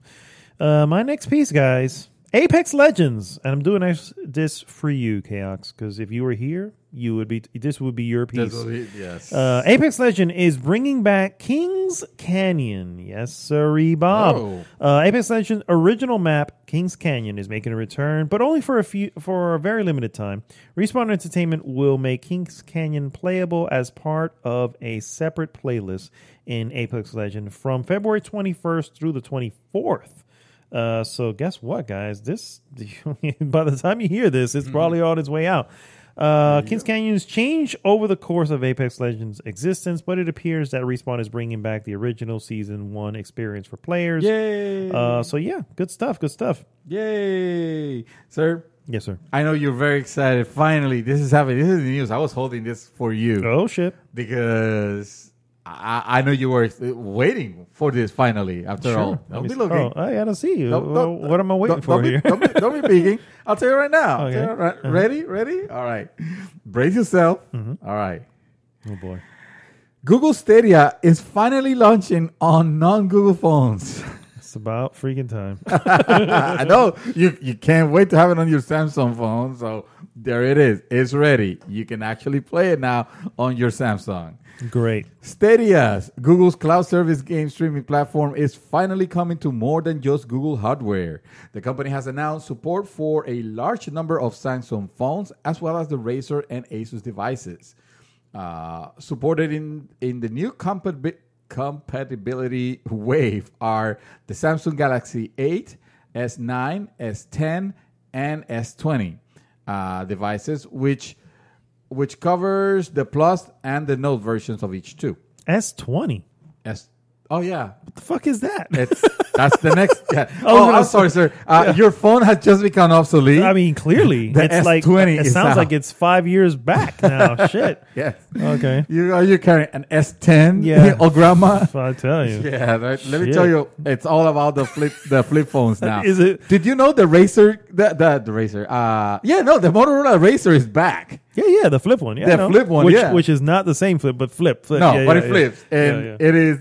it's a very close resemblance. Also, it's not a great phone. Exactly. You know, I've heard. Yeah. I've Now, heard. the one that is actually a good phone. Welcome to the mobile podcast. is the Galaxy Flip? I think what they're calling it. It's a Galaxy. It's a Samsung Galaxy phone that is a flip phone, and it's better than the one you remember I think it was last year that they came out with a folding phone, but it wasn't that great. It was kind of breaking, and they delayed it, and then they released it again, and it still wasn't super pretty, but it was better. Z produced. Flip? Is that what it's called? Galaxy Z Flip. Like, I don't know. Let me see. Samsung Flip. Is that it? Yeah, there you go. That's the Galaxy Z Flip. Yeah. Now that thing is a beauty. It looks like a one of those makeup things that you have a little brush on. A compact. Yes. Yeah, that's what it looks like. No offense to anybody. I was thinking more of a thin like. Star Trek communicator, sir. Sure. Which if I were to get something like that, that's a very compact. Just looking at it, going, that's a mirror here, and this is. It's not a compact, but it's definitely not fucking buying it now. Dude, I am.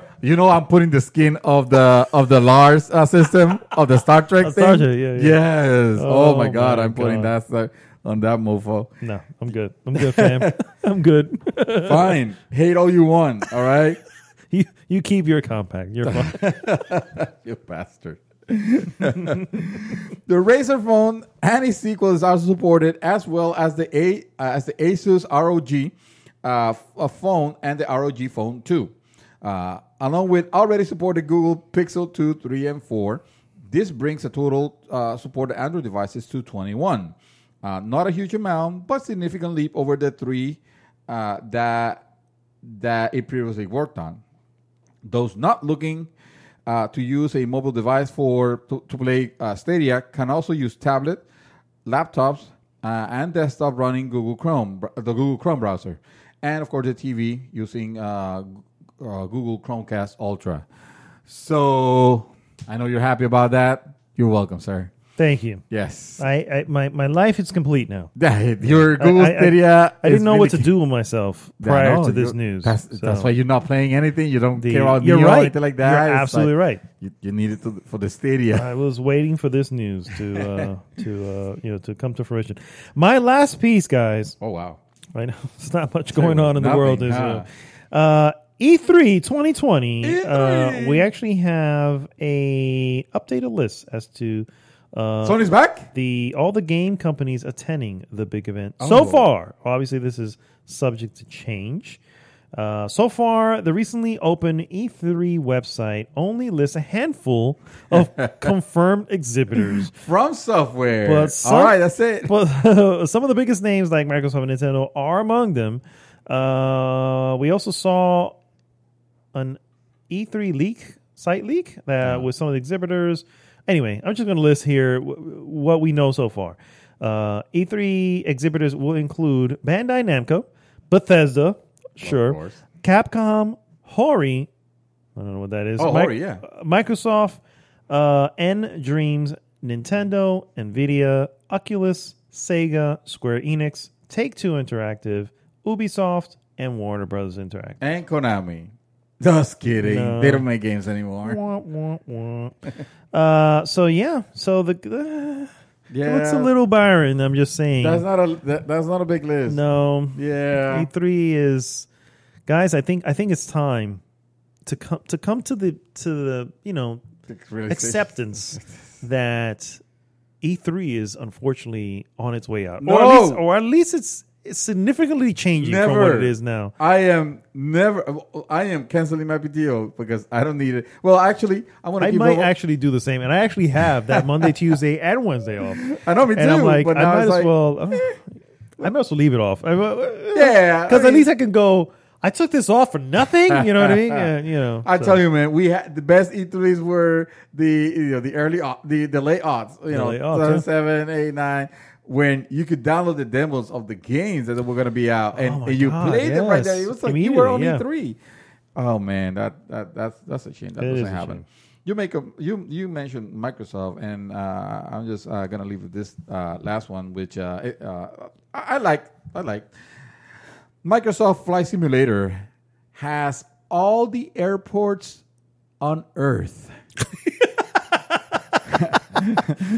Okay, that's literally what it says. That's no, I believe you. Every airport, I believe you. So I can. That's interesting though, because there are a lot of airports on the Earth. Yeah, on planet Earth. Yeah. In fact, let's Google that. No, actually, you know what? I'm upset they didn't get the airports on Venus, or Neptune. Okay. It's fair enough. Or in Uranus. Sir, speak of your own anus, please. Thank you. Microsoft Flight Simulator has all the airports in the world. Its developers said 37,000 airports were manually edited by the developers. In the video build, there's a video actually on Eurogamer, and I'm actually going to watch it because I think those that's interesting considering that there are over 40,000 airports. In the world. True, but they're saying that of that 40,000, they had to retouch 37,000. Because remember, these are all satellite imagery. Mm-hmm. And to be fair, they are recreating the planet, one-on-one. So the idea is, they're using, their Bing mapping system, software, whatever, to recreate, those areas and fly. And dude, if you haven't looked at those videos, they, even if you're not a flight simulator fan or anything like that, you watch those videos because they look ridiculous. Like this might as well be the real next gen stuff already. The way it looks, it is something to do. It's amazing. So it says expect to see airports of all type, from small countryside airstrips to iconic international airports, from airport nestled in small island to airports adjacent to cities. Airports shown in the video in a video that is again in this article from Eurogamer includes the Sombatheli Airfield in Bulgaria, the John F. Kennedy International Airport, and Aspen Pitkin County Airport, the Aspen Pitkin County Airport. You know that I am taking off from Sanford International Airport because I want to see my house as I live very nearby. Yeah, I'm doing a flyover, and also from Luis Muñoz Marin International Airport in Puerto Rico. Just because I want to fly, I want to take a plane from Puerto Rico to Orlando and see in real time how long it'll take. So I have just one question, sir. Yes, sir. If you fly over JFK or land in JFK, I just need to know, are they still working on construction outside of that shit? Because they've been doing construction at JFK Airport for my entire life. Is that right? That is right. Holy crap. Anybody from New York will know what the fuck I'm talking about. It's constant construction. I don't know what it is that they're fixing, but there's always orange things everywhere. It's never big I guess enough. it's not. Dear Lord, It is. I mean, might as well be the international airport, right? New York, the capital of the world? Might as well be? It was. I don't know if it is anymore. No. I don't know if it is anymore. Well, I'm not going to say anything. Thank you. Whatever. All right. Actually, just one more. Because this sucks. So, the Google Stadia has a competitor, NVIDIA Shield. Well, actually, I wouldn't consider a competitor because NVIDIA Shield already surpassed the Stadia. Boo! No, but... the use is that NVIDIA's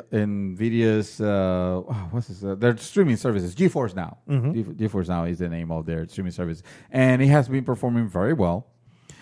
Evidently, so well that now we have some publishers,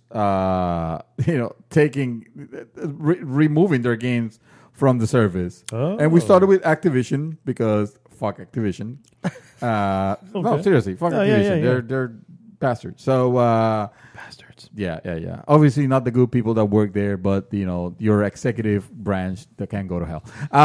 So they pulled out their games from it, and that's a long library, obviously, and they claimed that it was because of this is what NVIDIA representatives say, because of a misunderstanding involving lawyers, I guess. Oh, of course. No, but now Bethesda, like, you see you're following a pattern here. Bethesda. I feel like that's the way I should say that name every time. Has pulled this game from GeForce Now, the NVIDIA streaming service. In a post in the NVIDIA forum, a company representative provided a list of all Bethesda games that are left in GeForce Now, and the only one to survive was Wolfenstein Youngblood. And I believe the reason for that is because there is currently a partnership with a working partnership with NVIDIA to where they were showcasing RTS support on it, like new RTS support on that game. Why the hell would they pick that game? It's unknown to me. But of all the games they could have picked, Doom was coming, right around the corner. But whatever. Oh, that's right. It's RTX, so it's gonna kill Doom performance. So that's probably why they don't show it there. Oh, okay. Yeah. Wow. So okay. So that's the reason why they're not taking that that game out of the service. But of course, if you were hoping to play games, by the way, games that you fucking own, like Dishonored 2, Dishonored Death of the Outsider, Doom, Everspace, Fallout 3, Fallout 76, Fallout New Vegas, Prey, Quake Champions, Rage 2, The Elder Scrolls Online, and all its other expansions, The Evil Within 2, and then Wolfenstein New Order, Wolfenstein All Blood, and Wolfenstein 2, The New Colossus. Well, you're shit out of luck. You can't play them anymore. After years in development, the NVIDIA GeForce Now service is finally available to all users, and NVIDIA has declared 1 million people have signed up. Hosting PC games in the cloud, GeForce Now ties to your existing PC library across a range of online storefronts, allowing you to play your games on computers, smartphones, and tablets. Which is, again, if you already own the games, how come you don't play them? I tell you what, because if suddenly Bethesda, sorry, I need to pronounce it properly. If suddenly Bethesda or Activision, yeah, there you go. Activision decides to sell you the mobile versions of those games, then hey, it's all about the money. It's all about the money. Yeah. That's all they want. Yeah. And bad faith. It's all about money and terrible faith with their gamers because fuck your customers. That is literally the slogan. That's literally their motto. Yeah. Yeah. That's the slogan from Activision is fuck our customers. That's why. If you didn't know, what do they know? Yeah, exactly. So and then he keeps talking about the service. The service it's good for what it's doing. Again, you're not torrenting games or stealing anything. You already own those games, and the only thing they're taking away from you is your right to do with the games that you already purchased. Whatever you want, because again, fuck our customers. Fuck our customers. That's right. Well said, sir. All right, guys. Stay tuned. We'll be right back with our hot topic.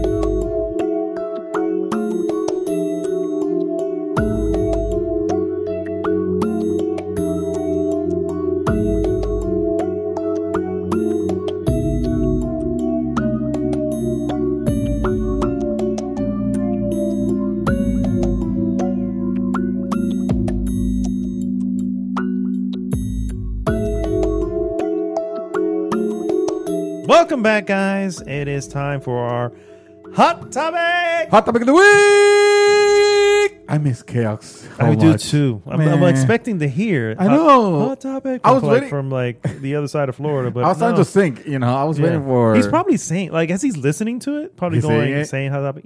I appreciate I think we can that. hear him through the annals of time. That's right. He's probably hearing this in October of 2020. He needs to catch up. Exactly. He does need to catch up. There you go. Our hot topic again, guys. Games we regret you never played. And when we say you, we mean like each other. Yeah. Exactly. Because I know you, the audience, have played each and every one of them, and most likely, yeah, you are more caught up. There's probably a few in there that some of you haven't played. So, in some way, we regret you haven't played it either. Yeah, exactly. So, what the hell, man? Mr. Santos has quite the list, so I'm going to let him start because he has some honorable mentions. I was thinking, this is going to be difficult, to think about it. But the more I thought of it as I went into the annals of time, as you say, the more I realized, there's actually quite a substantial list of games that they don't necessarily need to be my favorite or your favorite. Although I guess it's pretty safe to say that I really like all these games that I've played here, so much that I wish you would have actually liked them, because I think that they could have resonated in some way, or at least I think. Maybe you think, no, I'm not gonna be. I'm curious to see if any of these we actually mention you or I go, I've played that. What are you talking about? I also thought about that. They were like, oh shit, what the hell? Why we've never discussed this? Well, you didn't tell me anything about this. All right. So obviously, I want to start with the. I have 5 for the record. 5 total that Okay. I will go through. And you said you have a little more, so you're going to throw in some honorable mentions. Before All right. So real quick, I'm going to mention the 3 that I'm going to eliminate right off the bat. All right. Okay. Mm-hmm. Sir, I really wish you would have played the storyline to completion of Injustice. I did. Well, You see? there you go. Yeah, what's wrong with you? Alright. It's not I have not played Injustice 2, but the first first one? Injustice, oh yeah, dude, Yeah, that was yeah. wonderful. I know that was great, right? Yeah. How come you It's haven't played 2? it's one of the best DC stories, guys. I mean, easily. It truly is. Yeah, absolutely. It truly marvelously is. Yes. All right. So there you go. So Yeah. we knocked down right out the park. Very easy. All right.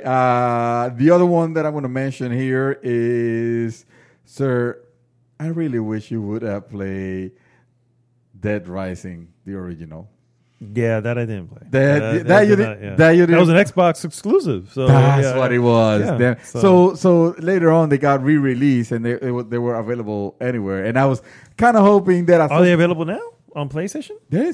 Oh, sure. Well, The first one is out, like, and it's got to be a bargain title by this By rate. this point, it Also, better be. to be Considering. to be fair, it might be a little bit of a game of its time, just because, and not because it was badly designed or anything like that, but there were some things that it had that were, some people might say outdated. I didn't particularly had a problem. I had a problem with actually those things being taken off, because I felt like the games got casualized to the point of where it was no longer challenging or fun even, and the stories got kind of lame and they are. But yeah, it was pretty good too, considering it was a play. This would have been Xbox 360. and right? Xbox 360. Yeah, Xbox 360 game. It was the first, the first of a kind to throw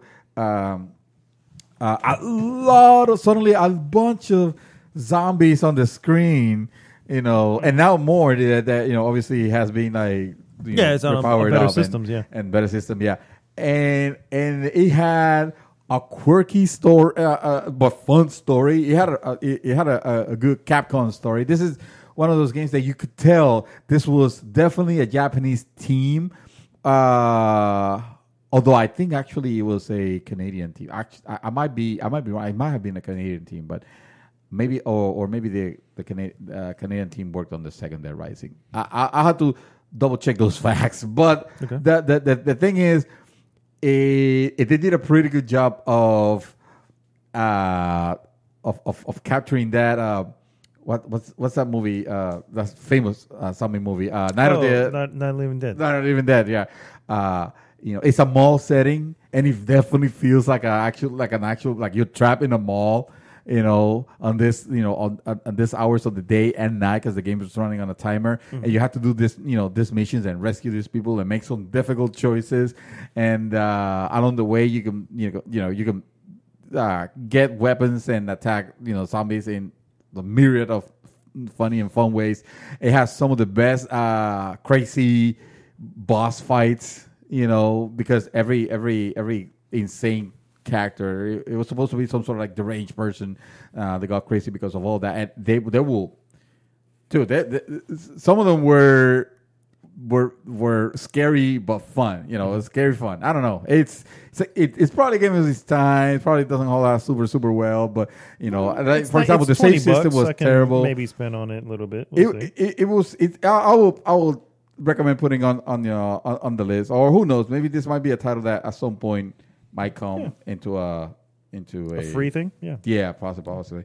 And real quick, the last one is Half-Life 2, Half-Life to 2, be specific, but I would say the Half-Life series, because even though Half-Life 2 is not directly tied to Half-Life 1, it is still a continuation of what happened in Half-Life. And that one definitely is a game of its time. Also, it was heavily on PC, even though it was available on consoles at some point. But I put it as a runner-up, because I don't think you would have legitimately had the opportunity to get on it. I don't think the console versions would have done it justice, and you were not going to play the PC versions. And also, they came out a really long time ago. Yeah. So, but still, it's it was a amazing shooter that it was seminal to all the shooters Yeah, that came absolutely, after it. yeah. You know, and in storytelling, it was phenomenal. You know, so yeah, those are the ones that I kind of wanted to whittle out. Runner-ups. The runner-ups, Yeah, and yeah. now Okay. we got into the main event. And sir, All right. You're Do you welcome want me to to take start? it. Okay. Yeah. Oh, I'm not even going to look at my list. Oh, and wow. when I say it, uh-huh. this better be one of those. Of course, you're going to say this game. Oh, Yeah, because I it's can't even like, imagine because I are already you played serious? Witcher. Sir, Guacamelee. I fucking knew it. What the fuck? Okay. Guacamelee is one of the best Metroidvania games of its time. That is- or of our time now, because it was this generation. Yeah. So what makes it the so special? Dude, it is fun. It's funny. It's challenging. It is, and it's silly the fact that you are doing lucha libre moves against your character. This is not, Samus Aran running around with a gun arm. So I was about to ask you. So why would you not play? Bloodstained, but you're playing Guacamelee. It's definitely It- so. It's obviously humor. it's definitely not Bloodstained. It's humorous. It has these weird callbacks to certain things. And it's just a lot of fun. And graphically, it has its own style that is very, very different. So yes, dude, Guacamelee. I cannot express my absolute regret. You have not even attempted, and you own it fucking because own you've it. shown it to me. Yes. And I'm like, why haven't haven't you even- dived into this? I bought it and I and I know didn't the even reason stop. why, because you said, "Oh, the name is stupid," and I get it that it is a silly name, although Guacamelee. it's not horrible, but it's a silly name. I get that, but for all the reasons not to play a really good game, that's a very poor one, sir. I'm just saying. I'm just saying. True. Yeah. I get you on that. So you're saying, and this is it, because if you're saying this, at some point I need to You need to hunker play. down. You and need to hunker down. You're play. saying absolutely, play. Absolutely. absolutely. Fuck. Okay. Wow. Yes. All right. I said it a bunch of times. I all don't know right. how many times we've been talking about this for forever at this point. All right. Well, that's a good one. All right. Well, let's keep it on the subject of weird names. Okay. Shall we? All Okay. right. Yes. Sir, let me ask you a question. You're my bro. And I only wish Is the that best question? of you. Oh, No, that's a statement. That's a statement. Okay. I always wish you the best experiences because I want you to be happy. yes. Sir, why the hell have you not played Katamari Damacy? You should own this game already. By now, it should be on your list. It should be is- in your collection. It's now available. So there is a remaster. There is a remaster. Yes. Yes. For me, that game never called to me, sir. What? And I know I know it. about it. It's I know not like it I doesn't. exactly what it is. And But it's like it's you've not- you've actually played the music, Yeah. and you're sitting there jamming as it's playing, and I'm going, this sounds like a bunch of bleeps and bloops. No, What are we doing here? You gotta play it to understand it. That's what I'm saying. It's one of those games that you really have to play. Listen, I know it might not be your jam, but it's one of those games that you'll get it once you play it, once you go on it, once you roll that Katamari and you start grabbing Making little stars. stuff to. Yeah, you're making stuff because you're grabbing little stuff to be able to roll your Katamari into a bigger thing like a snowball and roll larger stuff. And next thing you know, you want to be rolling bigger stuff. So you're looking for the best path to grab the biggest amount of crap because that's what it is, just like junk that is like everywhere. And without spoiling anything, you could get to roll like gigantic stuff, starting from rolling like push pins up to all the way to Buildings. Yeah. buildings and so much more. Dude, it is a very satisfying, one of those relaxing. Well, I wonder if it's relaxing in the sense that because the music is great. I don't care what you say. The music is fantastic. I love the soundtrack. So be it. And I'm not saying- it's just one of those cool sit down and relax and just have fun. Also, the King of the Cosmos like, is thank one of God my you always bring up. favorite characters in video game history. He's just the best. Katamari enough. Damacy, the original. The other ones, Katamari Damacy. Everybody loves Katamari, which I think it was Katamari 2, was also great. But then you should stop there because then 3 and 4 and everything else that came after that is just it's a sad repeat. Sir, if I get to the first one, it'll be a miracle.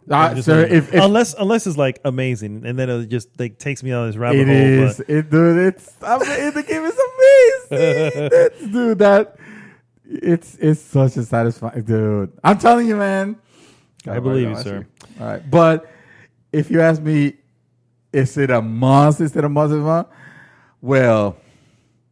It is. That's what you're telling me. Probably not. Oh, probably not in the sense that probably like would I bet my life that you will enjoy it? Probably not because you don't like happiness. So real quick, you told me messed up, but I recently actually played, and I didn't even mention it because it never captured me long enough, and I think I played it for a good hour. Untitled Goose. No, game. Donut County. Yes, Donut County. Stopped. I was like, I played for about an hour, absorbed as much stuff, and I was like, I don't know about this stupid game. God, then forget it. See, there you go. My statement stands.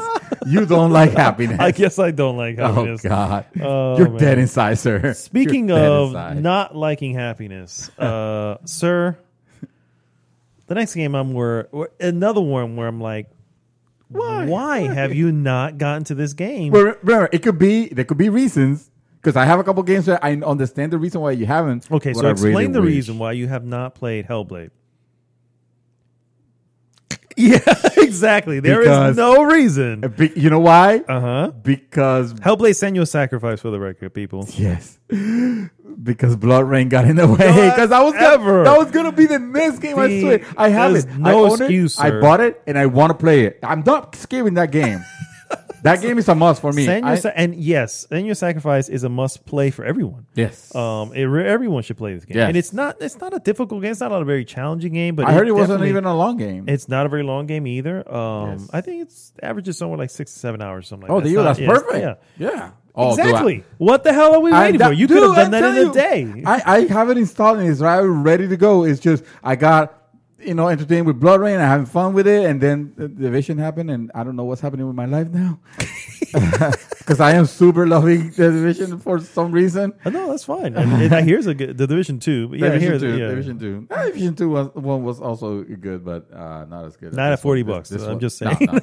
No. Not now. Also, like, come on, Ubisoft. Come on, be real. Okay, all right. So. Oh wait, you don't have to answer this question. Ask this question because I already told you it's a must, and I'm not skipping on that. All right, sir. All right, so this is a game.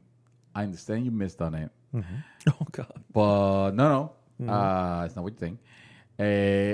It's a game that I really wish you would have played. Not because it's like the best game ever, but because the story and the things that it talks about, like the game's bold. Mm-hmm. It's definitely bold in this in its storytelling, and it's a game that I really enjoyed when I played it.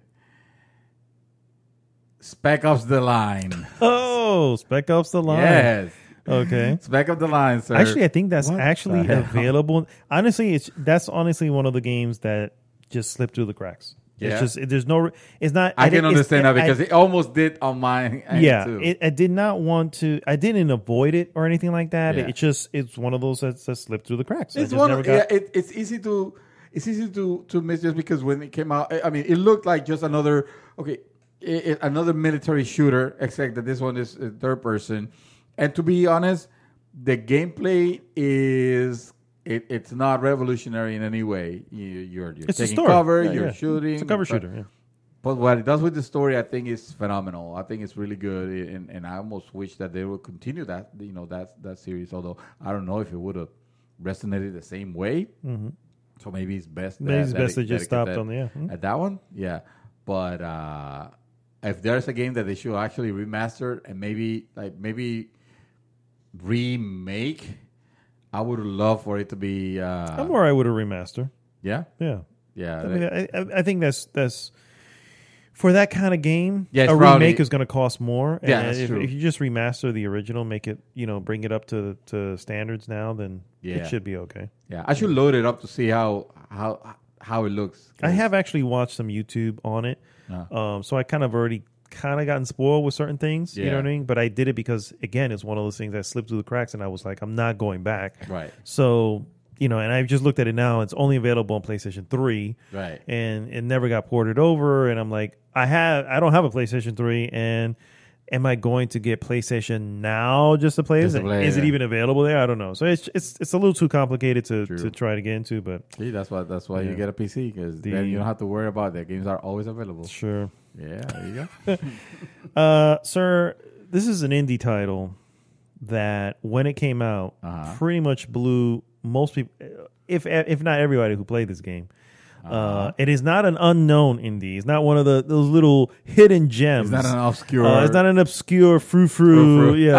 I didn't say it. Yeah, I know. Well, I was thinking it. Celeste, sir. Oh, I did play Celeste though. You did? Yes. Oh, okay. I haven't beaten it. You haven't beaten Celeste, but I have Okay. played Celeste, and when I was playing, I was really enjoying that game. Oh, I think I okay, made the okay. mistake of buying it on the Switch, not because okay. anything wrong, but I don't play the Switch as often as I prefer. Sir, I have a Switch that Neocab sitting there since I mentioned it to you guys. I have yet to go back to it, and I don't know. I don't know what it is. I just don't go to it. When I think of gaming, it's I a great immediately pick up my system. PlayStation 4 controller. I know, yeah. I don't know I think why. it's that. It's the weapon of choice, at that point. So, man, I don't know, and I feel bad because I like the Switch. It's a good piece of tech Yes, for what it it is. is, You it know what I is. mean? But Celeste is a game that I will buy to keep in my collection on PC obviously to play it. But if not, it needs to be part of the collection, because it's one of those games that it is really good. It is extraordinary what it's trying to do. yeah, And it also tells a good story from what I understand. great. Yeah. So How far did you get in? Do you remember? In In that case, I regret you didn't beat it because it's a Yeah, First off, yeah, it's a very challenging game. yeah. But it's supposed to be. Well, it's one of those where there's a reason why it's challenging because it behind The challenge actually itself is it's almost like an allegory to Correct. the challenges of this character. Correct. Maybe mental being almost. Yeah, she suffers from anxiety and stuff like that, which it's a real thing. You know what I mean? And so her taking on the mountain, Celeste, which is the name of the mountain, her taking it on and doing this. And I think the question is, why are you even doing this? That is even a question that comes up in the game. But when you get to that point, and you're just at that, you're on this level, and I just need to make it to the top, and it's so freaking good. And then the music is top notch. You want to talk about good video game music? Celeste is some good fucking. I heard video you game got music. the soundtrack. I do have it. So. I love the fact that Steam now sells the soundtrack of some games, not as DLC to the game, but as its own collection. Its own thing, so you can play it. And so you don't need to have the game in order to play. Right, exactly. That's cool. Before you actually needed to buy the game because it was DLC, and they won't sell you DLC without owning the game. Without owning the game, but no, they're not tied anymore. Smart. And that's Very one of smart. them. You know what game also had a very good soundtrack? You remember? Of course, and now that I was going to talk about it, it just escaped my mind. It was like a brick breaker game. I want to call it I know what you're talking about. Not Striker. I know what you're talking about. I don't remember the name. Shattered. Yep, that's the one. Man, the music, the soundtrack of that game is amazing. Like, it's something that you could jam easily outside of the game. It is so good. It's some of those melodies that are so well done, and so that you can just listen to it anywhere. My God, if you have Spotify, at the very least, put it on a playlist, and as you're driving home, just put a couple of them, because they are really, really, really, really good. Interesting. Anyway, back to the hot topic that we're talking, and I already mentioned Spec of the Line. This is another game that I wish that you would have experienced. Unfortunately, by the time it came out, I know you wouldn't have played it because, again, another PC title. Mm-hmm. It came out recently, actually released on consoles, but I don't think the type of game that it is holds to gameplay, because it's actually a point and click adventure game. Yeah. One of those. Although, talk about a great story and a great feeling of playing this game to completion. One of most fun games that I've played, ever. And that game is called Full Throttle. You remember Full Throttle? I do, and I actually have it, and What? I actually started it, and because of the type of game it is, I didn't make it very far. I mean, we know those adventure games of old are, challenging. Yeah. Is probably being nice. They are. But yes, I do know what you're talking about, and I ended up getting it. I think I got that one and another one. What's the one where he's a skeleton? He's also like a lawyer or something like that. Grim Fandango. Grim Fandango. Yeah. Oh, my God. So I never played Grim Fandango, but I heard great things about it. Yeah, that was another one where I was like, I tried that one as well, and it's just like, oh my God, and I couldn't. How about if you played it and I tell you everything you have to go, all the then I clues and would. stuff like that? I mean, honestly, that's because the story is so good.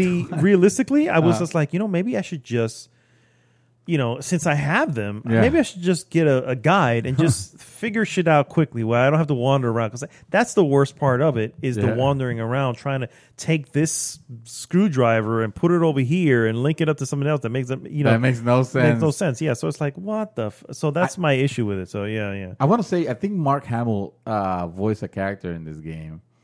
If he did, I don't recognize. I think if I'll try to find you the cast. I want to say it's probably Rip Berger, the character that he voices. Okay, but this was a game that when it came out, the cinematics of it blew my ever loving mind. Just because to me it looked like a cartoon, and even though it was kind of like thick, line graphics and it doesn't look super hot to today's standards, but man, that game it was still good. I have so great memories of it. Nice, man.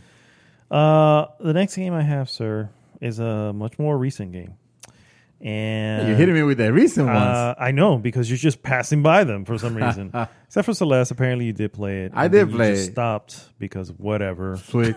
I need to switch to the PC version. There you go. A Plague Tale. Innocence. Oh, fuck. Yes. Okay. That's another one I've actually seen on PC, but I seen it at $23, and I'm like, when it goes down. Oh my God! It's worth $23. It's worth $60. Wow. It's gonna be worth $23. Really? It is a full length game, and this game is a good 10, 12 hours long. It's not Naughty Dog standards, but it really tries. You know what I mean? It really tries to get to that. Because of that, I give it so much credit. We have mentioned in the podcast, but basically it's a story. It takes place during the plague in France and stuff like that. And you play as this young girl who's leading her brother away from the Inquisition and all that. It's a great game. It's a puzzle, a 3D puzzling game, but it also has action. The rats that come out on the thing, I mean, it becomes a very fearful, like, holy shit, you know what I mean? It's one of those games that came out of left field, you know what I mean? I was just like, where did this game come from? How did you even learn about it? Well, I follow. There's so many YouTube channels that I follow when it comes to gaming, and one of them is Get Indie Gaming, and that's an indie game. You know what I mean? Get Indie Gaming is a channel that I follow all the time, and every week it releases new. It cherry picks some of the stuff that is in indie gaming that you should know about, right? You know what I mean? So that's what I love about it. Am I always interested in all of them? No. But out of the, like, if in a month it shows me 15 games, maybe 2 or 3 are like, ooh, okay, I'm gonna keep that one on my radar. And then what I'll do is I'll look for the trailer and keep that trailer on a playlist. I have a playlist called Games Watch List, and then I just have them there. And little by little, as I go, if I'm shopping for something, let me see what's out there. And if I see a sale on something, like I go onto PlayStation, whatever, and if I see it's there, I'll wish list it. And then if I see there's a sale, I'm like, oh, now's the time. Now's the time. Jump on it. So, so that's my method. But Plague Tale, that's how I found out about a Plague Tale, and I was looking forward to it when it came out, before it came out. And then it came out, and I found I think it was, my mistake, it was a $60 title. So that became a question for a lot of people going, I've never heard of this game. I've never heard of this developer. Why should I give them $60? Yeah. Well, I gave them $60, and I completely, I can stand here and say they earned that $60. And so, yes, bro, you need to get on that.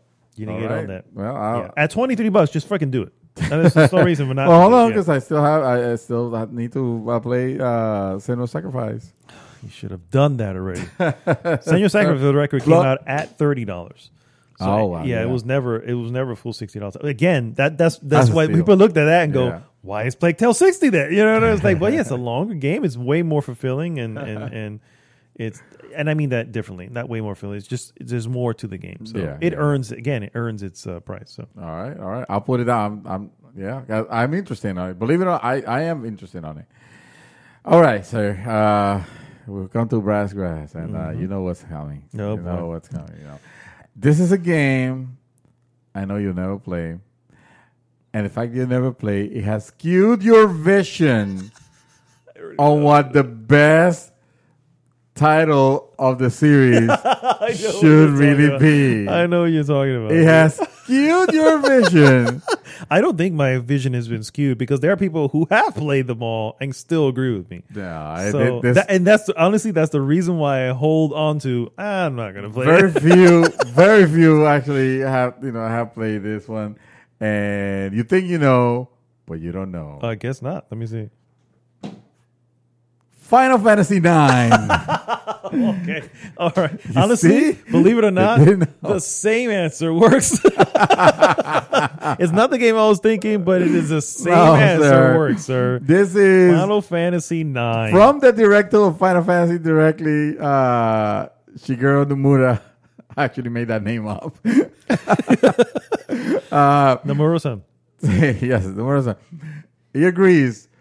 Final Fantasy IX is the best Final Fantasy done so far, bar none. It is a title that, yes, it can, after the spectacle that was, 7 and copy job that 8 tried to, succeed at, they kind of went back into like, okay, well, obviously 8 didn't work. Actually, that's not true. I was going to say, that's not true. That's not true. Yeah. That's true. But it was like, okay, let's bring it back, and I'm so glad they did. To the, short, stocky characters. Of course, they can't go back to 16-bit era graphics, but they did the next best thing, which was to bring those characters, looking like, like that character design to the PlayStation 1 with PlayStation 1 graphics, which the remakes actually hold it pretty well. Like, I have that game on PC, and it looks pretty awesome. The music on that game is fantastic. The reason I say you will not play it is because by now it's one of those long-ass RPG-ass games, and also a very classic type of RPG. No, I think I'd be able to, if I had the time, I'd be able to do it. Hopefully soon with my schedule change, this may open up more. This actually will open up more time. Ooh, so there's hope. There is hope. Yes! So we'll see because the backlog is real, bro. The backlog is real. So and I'm glad I've actually been able to kind of with this emptiness that there is right now in current games coming out. I've actually been able to go through a lot of my backlog, and I'm just kind of happy with it. Neo, I was hoping I would be able to actually get. I mean, my dream was to finish it, but at least get closer. But I got burned out. I guess I just got burned out with it. But I still enjoyed my time with it, and really understand and love the game. For the record, I'm not saying in any way it's not a great game. It's a fantastic game. Yeah. But I was able to do that. So who knows? Maybe I'll be able to Man, that would be my dream. Although you have already fulfilled my dream by playing To the Moon, which I was so glad to hear. Yeah. But yeah, definitely Final Fantasy 9. I mean, let's be real. I mean, after 6, which it's never gonna be repeated ever again, Final Fantasy 9 is the best of the modern Final Fantasies. Nice. Yeah. My last one, sir. Is what I would consider a dream, like a dream that Dream Twister would actually play this game. Like you want me to play that Dreams? Dream Twister would actually have a trophy in this game, or listen, I already played The Witcher. I think it's available on PC as well, but I think it's available everywhere.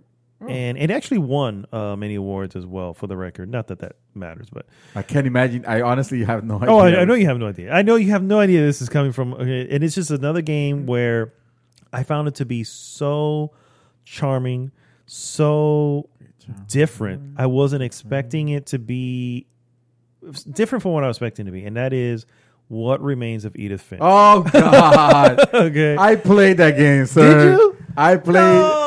What this is one that it's a walking simulator. You're going into a house and you are like investigating things. You're not investigating anything. All you're doing is it's like a story. It's like a story being told for you. Which one? You actually played this? Get out of here! I need to see. I think I played this. Okay, I am looking on my because now it merits a search. It does. Okay, it's gonna be towards the bottom, so it starts with a W. What? Oh yeah, right. It is. What Remains? You passed it. They're right there. Up. Right there. Did you play? Let's see. 2 hours. Playtime. 2 hours. December 23rd. I put 2 hours on it. Yeah. That was it. I will play this game. What the fuck? I played bro? This game. Dude, graphically and everything else, and what you call? Do you recall what? I recall being, I think, not a little girl, but like a young. You woman, are. Maybe. You're young. You're. If I had to guess an age, 18, 19. You know what I mean? Yeah, she's not a child, but she's not an adult. I remember going into like this house, and I remember every now and then, like you will trigger memories that will take you like completely into like this, almost like a fantasy or a dream world. Yeah, it wasn't a like memory. That. It was more of the whole thing played like a storybook. Yes, you know, and like a storybook fantasy or fable or something like that. Yeah. And every time you were learning, or she was discussing parts of her a particular person of her family tree, it would suddenly go into this whimsical story of that particular member. Dude, but it really gets to some scary moments. Sir, it's there. I know. That's proof. I did put 2 hours. I guess. I think there you go. Dream fulfilled. Thank you. Dream fulfilled. Although you didn't finish it, but sure.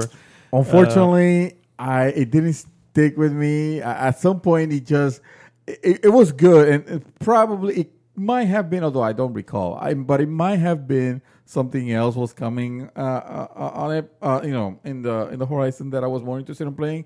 But I remember that at some point, just the walking simulator aspect of it kind of weighed a little heavy. Mm-hmm.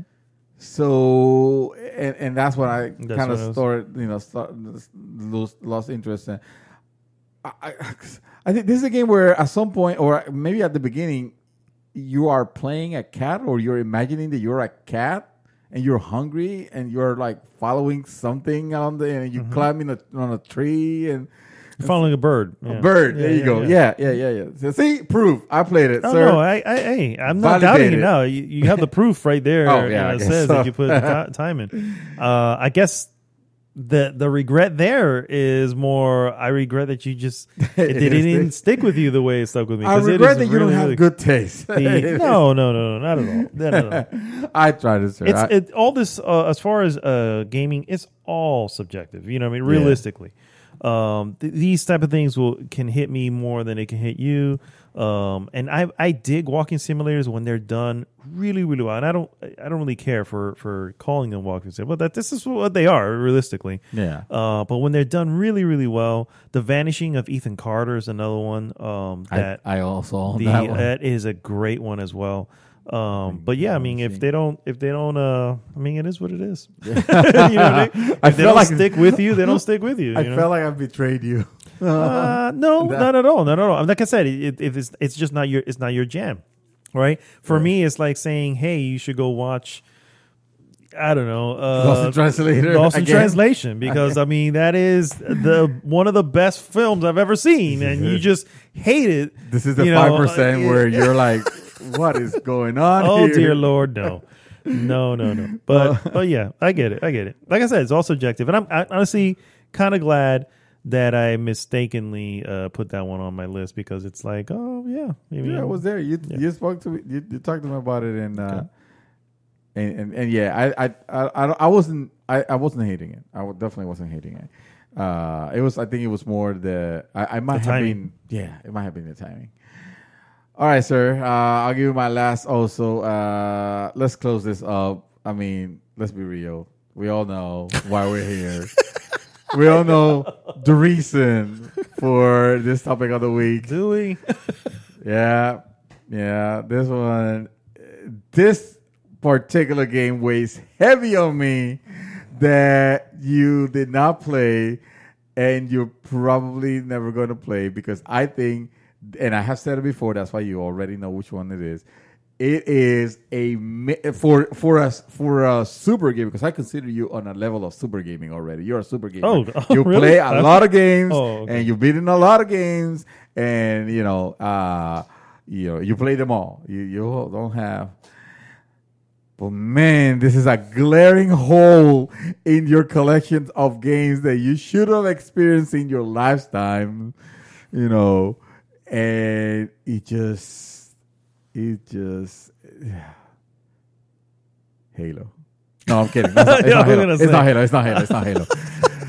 Metal Gear Solid 4, sir. That's the one you were expecting. Yep. Sons of. That's gonna be on the. I knew it was on the list. I wasn't sure you're gonna save it for last, but Patriots, Sons of bitches. What's it called? Who knows? It was Sons of. Let me tell you one of Hideo Kojima's finest game as far as cookie levels, and this is good cookie, not bad cookie.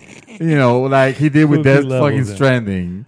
Hey, Death Stranding was good. What are you talking about? Whatever. What do you mean? You know what? We had a discussion about this. I think the wool have been taken out of my eyes, and I just realized that game was a hot mess. No, it was not. When it came to the story, yes, it had its problems, stuff like that. But overall, I think I really enjoyed it. It was very repetitive. It had the same. I don't know sometimes, man. Anyway, it's definitely. Anyway, we're not talking about that. Yeah. We're talking about Metal Gear Solid 4, sir. This is this is a story. This is integral in the story of Solid Snake, of Old Snake, as they call it in this one, and they make a thing of calling him Old Snake because, of course, it's a Hideo Kojima game, so they need to name the character as fucking literal as they could possibly Pretty do much, it. Yeah. Did they do Old Snake? OL? Old. Okay. It was literally Old Snake, and you know how he has. It was like good old Snake. Good old Snake. No, good old Snake. You know what? Maybe I'm misremembering. This game had it all. This game was literally fan service for Metal Gear Solid. He had everything, and it has some stupid details. Like, you know how he obviously it's a stealth game, so you're crouching for the most part to avoid detection, right? But there's a problem. He's old. Yeah. So when he's crouching, every now and then he will stop and he will like, oh, my back. You can almost hear his back cracking every now and then. And but the attention to detail to everything, Well, that's a Kojima staple, right? You know what I mean? But I feel like he took it to a place where he was not able to duplicate it, even though I freaking loved Phantom Pain. Phantom Pain, he never took it to that level. I felt like that was a little too open and a little too. I think it's like the story got lost in. I don't know if it felt. I don't know. At some point, it felt like he was running out of time because he has problem with Kojima. No, Konami. Mm-hmm. So yeah, it felt rushed at the very end. It felt kind of incomplete. Not this one. Metal Gear Solid 4 felt like a true, almost perfect Metal Gear Solid 4 game. It had, like I told you, had everything. It has a fight. It has a fight of Metal Gears where you are in the original Metal Gear Rex, I think is what it's called. Mm-hmm. And you're battling a Metal Gear Ray, and almost kind of like fighting game style. Well, and it's ridiculous. The last fight where I think you're fighting Liquid again. I might have been misremembering. Mm-hmm. It could be actually Ocelot, but with it is Ocelot with a hand. With Liquid's whatever. Hideo Kojima. Personality. There you go. Yeah, sure. Because of nanomachines. Oh, that was the joke of nanomachines came from this game because everything was nanomachines. And as you're battling him, the music, the end music, the battle music of every Metal Gear Solid game plays in succession. Not and during that cinematically beautiful battle that you're controlling, the details, like even the life bar, the look of the life bars changes to depending on what song is playing. It's representing which games it is. For example, Metal Gear Solid 2, for example. Mm-hmm. It will have the life bar as the life bars looked on Metal Gear Solid 2. Wow. Then it will switch to 3 and it will change the look of it again. This was all happening during your fight. Yeah. During your fight, it had so many crazy moments that I'm obviously forgetting because it has been a really long time that I played this game. PlayStation 3, do you man. Think by PlayStation chance, 3. Do you think by chance, you have rose-colored glasses for this game? Hold on, let me think this through. Because that is a legitimate question. It could be. That is a legitimate question. Been a long time. I assume you only played it once. Yes. I started right around when it came out. I played it. I played it to completion, and then they released a patch that will give you the trophies. And I kind of wanted to get the trophies again, but I had just played it too recent to start it again, and that's a long game. Mm-hmm. So, I don't. It does. I don't feel like I do. And this particular one, I could be wrong, but I feel like for an very early PlayStation 3 title, what this game tried to do was beyond amazing. The graphics looked amazing. All the gameplay elements, were great.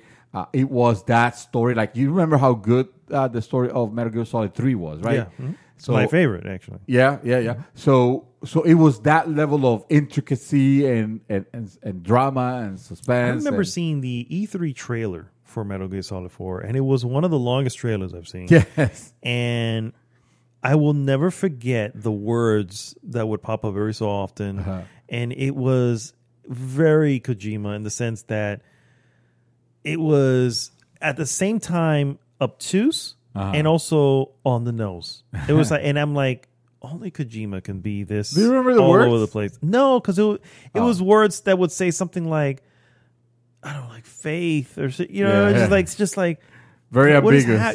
What is happening here? Yeah, and then of course this is happening with the whole scenes of war because it was like in the desert area and he's on the ground and then he was moving a little bit and then he moves a little bit. And I'm like, 60 frames per second, bro. At that level, 60 frames per second. I don't think I'm watching. I'm thinking about it with rose-colored glasses. I think this game was pretty amazing. I've actually thought about. Actually, that's not true because I actually started with Metal Gear Solid 1 and thing 2, and I was basically watching basically going to YouTube and just watching the film of it, basically, you know. Nice. And I was like, this is the way to do it, because I'm not going to go back. So I'm like, well, this will probably be the way to. But I was like, then what happened was that I started with those, spent so much time with them, and I think I got halfway through 3, and I was like, I'm done. I never got to 4. So maybe I'll just pop in 4 one day. 4, you will have to like take some time because 4 might as well turn into a miniseries. It could, since sure. The ending of it was really long. I'm talking about clocking. I don't remember the clocking out there. It could have been an hour because I remember. It is long. It might as well. And he was trying to wrap everything so much that you know that PlayStation 3 didn't have apps. Like apps as we know them, right? Yeah, yeah. Well, there was an exclusive app for PlayStation 3 that was the timeline of Metal Gear Solid. 8 hours for the record. 8 hours what? It's 7 hours and 40 minutes is what the Jesus full length film that you can actually watch. It's 7 hours and 40 minutes. There you go. Probably 3 of those is the ending. It's just yeah. While I was trying to wrapping up. So this app literally, it was so well done because you will think, they probably put some web pages put together. No, this actually someone took time to make graphics, an interface for this, where it was tying the stories of all the Metal Gears together. And man, I wish that was somehow backwards compatible so I could download it because I feel like that was an incredible source of information for the Metal Gear Solid series up to Metal Gear Solid 4. Okay. And he almost needed it because of course, it's so convoluted and crazy and all that. Which is why I started with the first one, for the record. I was like, well, if I really want to get a whole full picture, I probably would. But then, like I said, when you do all those, they're somewhere in the 3-hour range. And then you look at this and you're like, frack. 8 hours. This is like this is a job at this point where I got this was a series. This might as well be a series. You can watch half an hour. You have 2 weeks I guess. There to account for. So, yeah. All right, guys. Well, that there brings us to the end of an awesome episode. The real episode 201. Thank you so much for tuning in. As always, please go to goodgame.rocks. Join the conversation there. And, of course, please like, subscribe, and share the podcast with everyone. This is Mad Dog signing off for this week. Mr. Santos, take us home. Sir, I really, really wish we could go back to episode 200 because it was... Mostly because I can't remember it at this point. I know. I kind of want to relive it, but I want to remember what I did. You know? I know. We should have took video. We definitely should have. Yeah. Absolutely. I still don't know who this baby is. Missed opportunity. I don't know either. I don't know either. At least it's been quiet throughout the whole episode. I don't know what I want to tell my wife. Immaculate conception? Is that a thing? I guess so. Or I'm babysitting. I guess that's what it is.